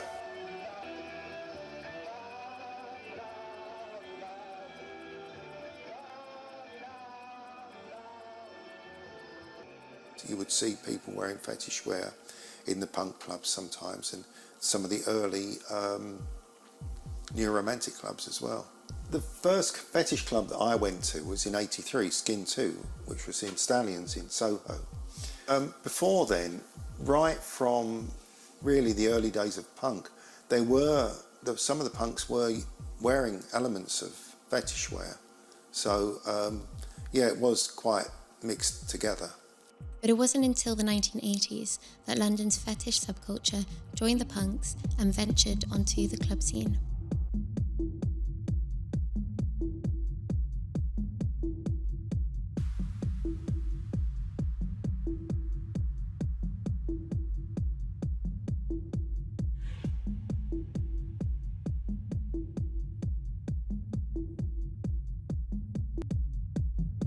Okay, well, the modern fetish scene started really by Skin 2 in 1983, and it was because it came out of the closet, because it had always been there. People had always been spanking each other and all that kind of stuff for generation upon generation upon generation.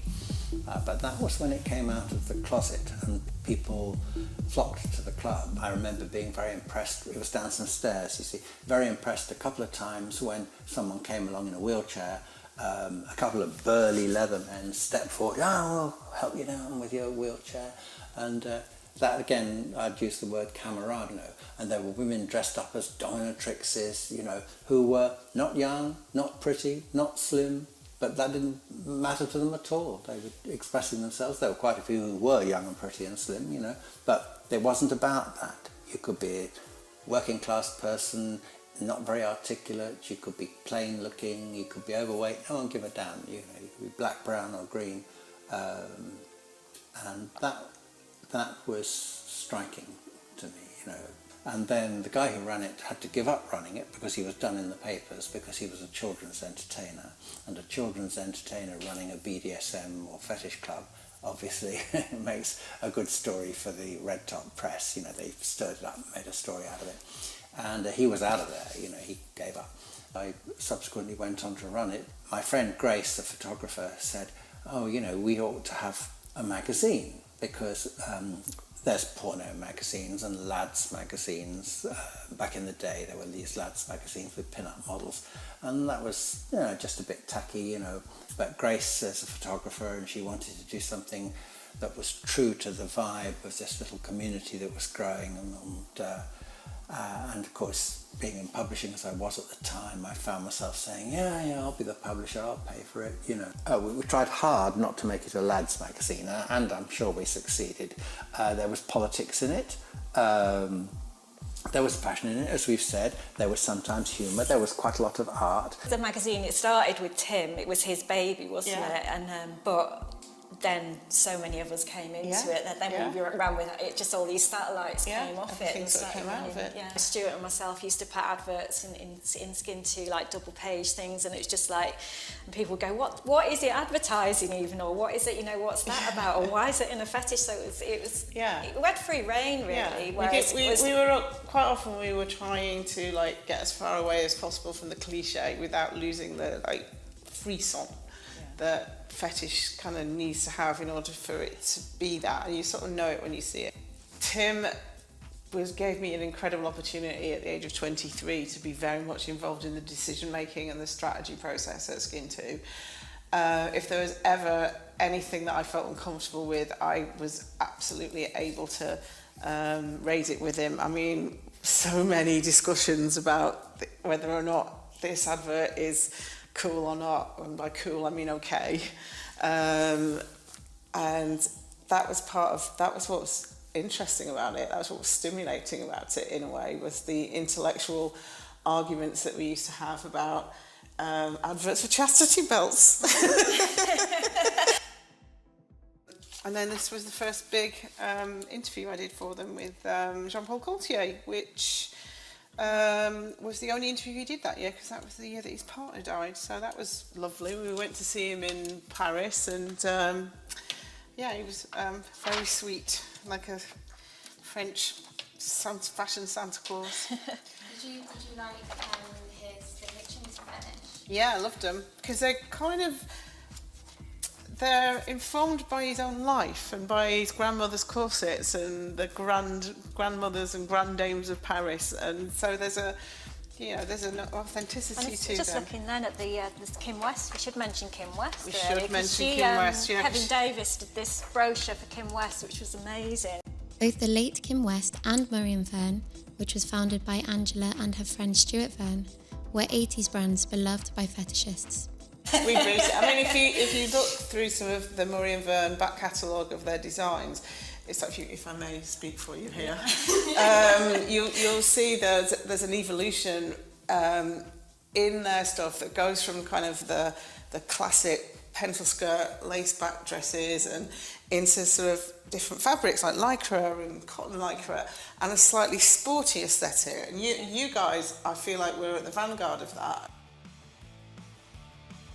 I really liked our fashion runway for the Rubber Ball. There was one at the Torture Garden we did as well. They were quite different shows. One was a bit more of an edge to it, but the Rubber Ball was like that celebration. It was that real celebration of diversity. That was my friend Michelle Ollier's idea. She said, we'll have a big public celebration of fetish glamour, and we'll do it for charity, make loads of money for charity, and it'll be a big statement. You know, that the fetish community is here. We're about, or a generation behind the gays, but we're trying to catch up with the fetish community is here. It's got a very glamorous side to it. Not only did we manage to make loads of money for the charities, which was Multiples, MS Society and Crusade, the AIDS charity, but it also gave us this kind of boost of publicity, and we were in all kinds of papers, and Vivienne Westwood was there, and Jean-Paul Gaultier was there, and apparently Mick Jagger was there in a Muir cap and a false moustache, but I don't know if that's hearsay. But yeah, it worked. In 2001, Michelle's involvement in London's nightlife scene and background in creative performance caught the eye of Sidonie Barton. She was Alexander McQueen's right-hand woman and asked Michelle to model in his spring runaway show, Voss. It began with an excruciating 2-hour delay where spectators were forced to scrutinise their own reflections. Models then walked manically inside a mirrored glass box lined with padding like a mental asylum. For the finale, a beeping heart monitor flatlined as the walls of a dirty glass box in the centre of the room fell to the ground and revealed a nude Michelle reclining on a chaise lounge. She was smothered in live moths and wore a haunting cement-breathing mask. The visual was a recreation of Sanitarium by the macabre artist Joel Peter Witkin and shocked the audience into questioning conventional beauty.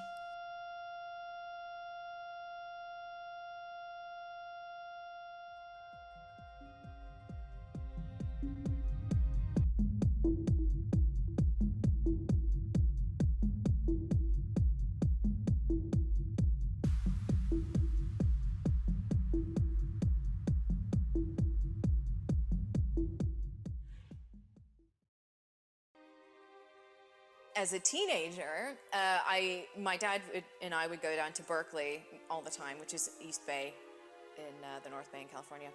And we went to a bookstore one day, and there was the Best of Bazaar magazine by Taschen, which is like a, best of John Willie's Bazaar. And so I started looking through it and was like, whoa. And it's like, oh my God, all of this resonates with me so much. Like, okay, this is it. This is like, what is this? Where did all of this come from? What is Bazaar magazine? Who's John Willie? I mean, it was like these beautiful pinup illustrations, but then they would not have arms.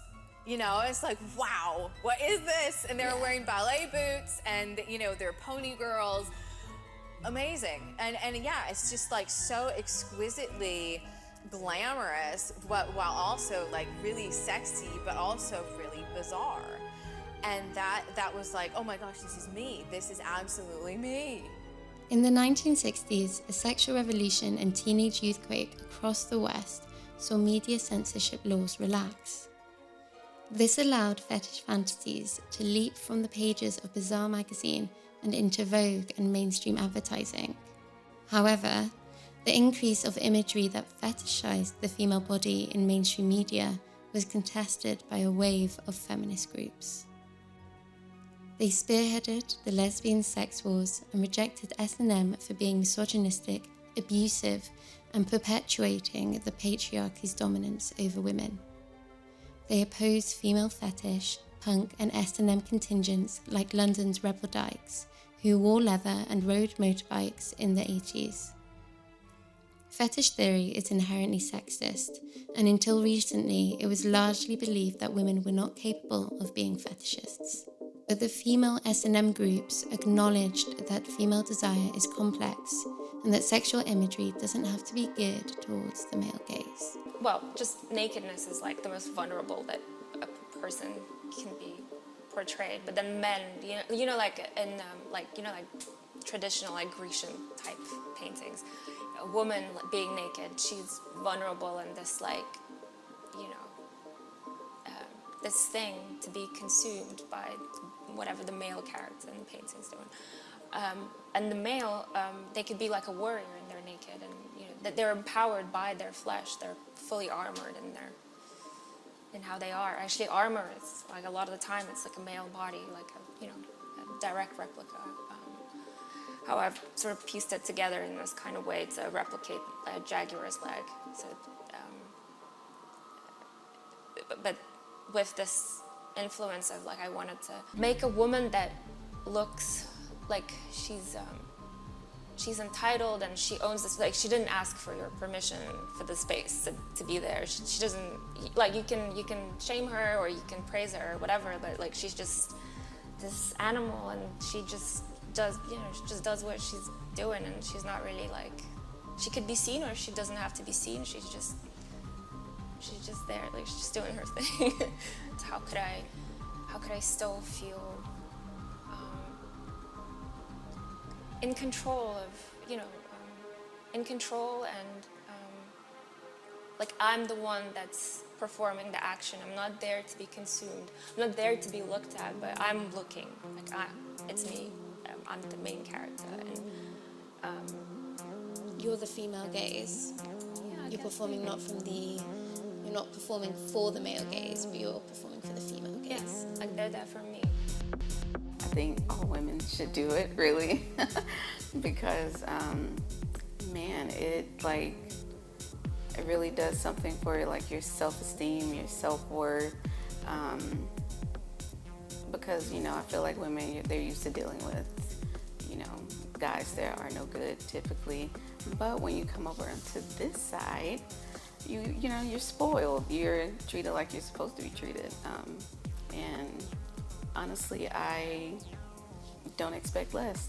I expect all of my boys to be great and, to pamper me, to take care of me, to treat me like a queen. I guess question to myself once was like, is this still, giving in to misogyny?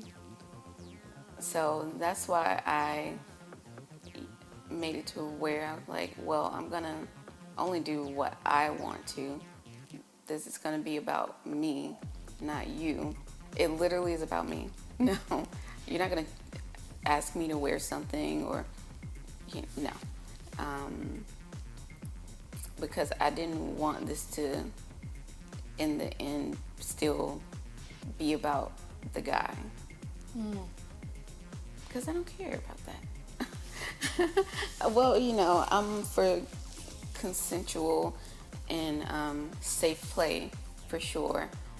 But when people come to me, I want them to realize that at the end of the day, it's about me. And am I comfortable with doing this? Am I happy to do this sort of play? Is it going to make me happy? I came into this saying that I will not compromise my values. I will not compromise what I want to do. It's still going to be about me. This is a safe space for them to kind of have, their fantasies lived out, but it's also a really safe space for you to be selfish. Basically. Yeah. Modern photographers like Rick Castro continue to straddle the borderlands between fashion, art, and fetish erotica. Other female fashion photographers like Petra Collins and Ellen von Unwerth regularly depict girl-on-girl bondage and catfighting. These visuals reflect the typical roughhousing scenes in kink and grindhouse exploitation films of the 60s. By recontextualizing these images under a female gaze, they remind viewers that fetishism can bring women pleasure, healing, and self-worth.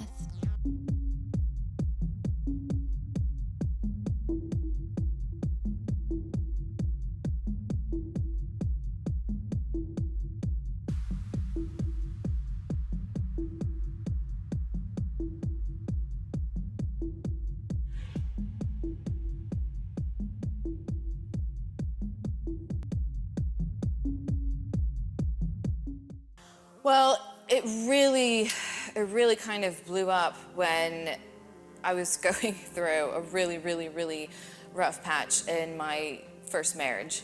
It was about 2010. I had found out that I had cervical cancer, and I was given this ultimatum by my gynecologist. So you've got to have kids now because you've got to have a hysterectomy, so you've got to make that decision now.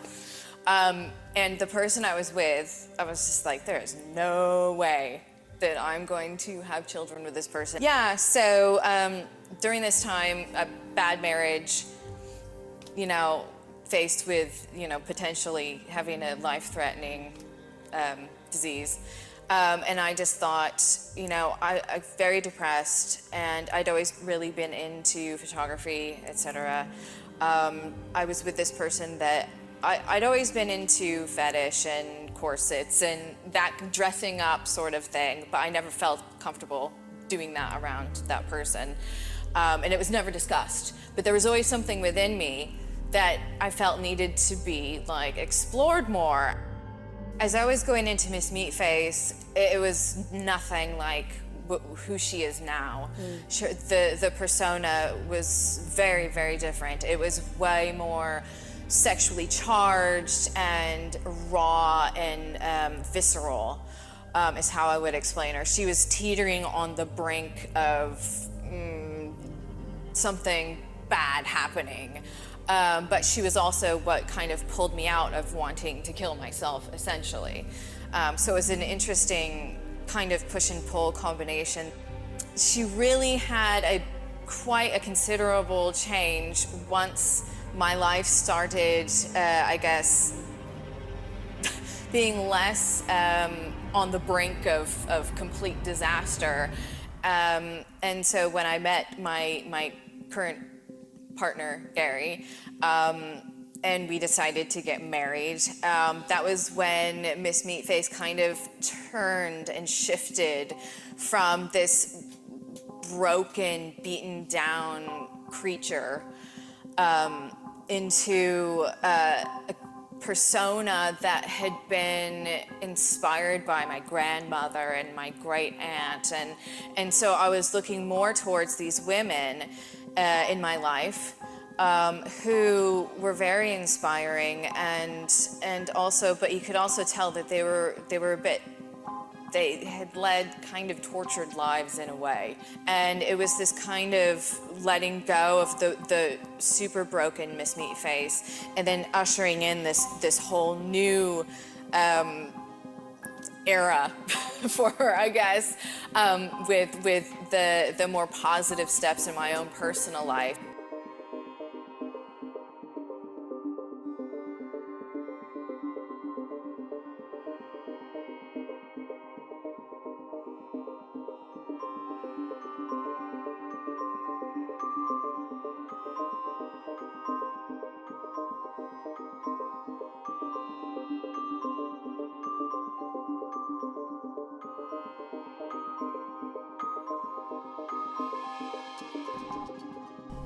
Technology has evolved massively since the 80s, and both the fetish and fashion worlds of today look dramatically different.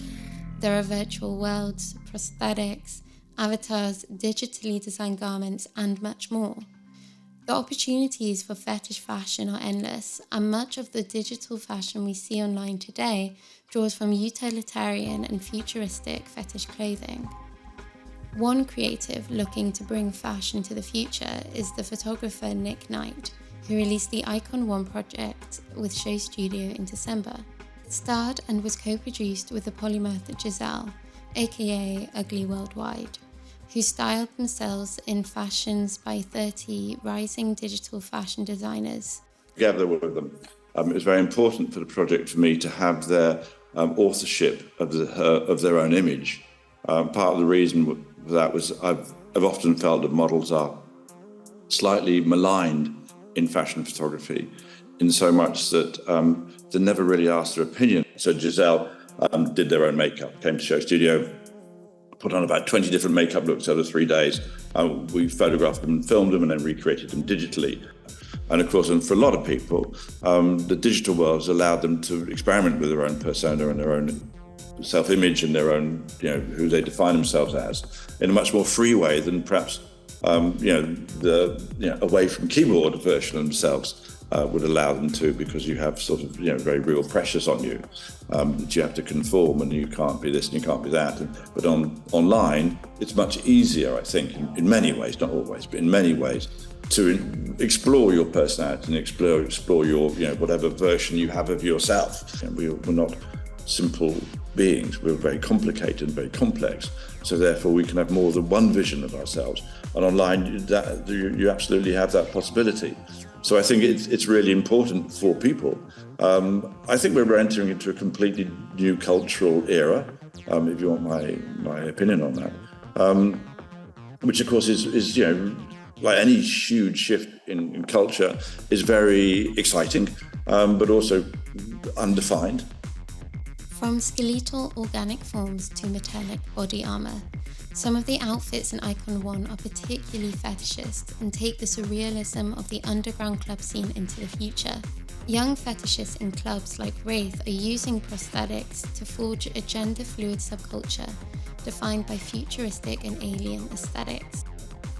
Meanwhile, AI and virtual reality artists like RD Land are designing abstract fetish garments and avatars that expand representation for people who prescribe as other. They extend people's sexual preferences and identities into categories and worlds which have not yet been explored or labelled. Like the cyberpunks and cybergoths of the late 80s, these surrealists are embracing advancing technology, merging it with fetish, and creating new sexualities, humans, and tech hybrids. I feel there's almost like a new subculture that's almost starting to flourish, or it's starting to take root. Obviously we're in 2022, so it's gonna be really self-aware. Like, subculture kind of stops in like the 2000s. Whereas now everyone, in their teenagers to their 20s, we're all aware of the subcultures that have come before.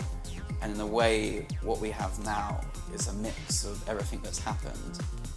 But what comes with it is something quite post-human, something quite sci-fi in its styling, and definitely something more diverse as far as like gender, sexuality, race, because you see a lot of subcultures of days gone past, they really didn't represent that well in any way.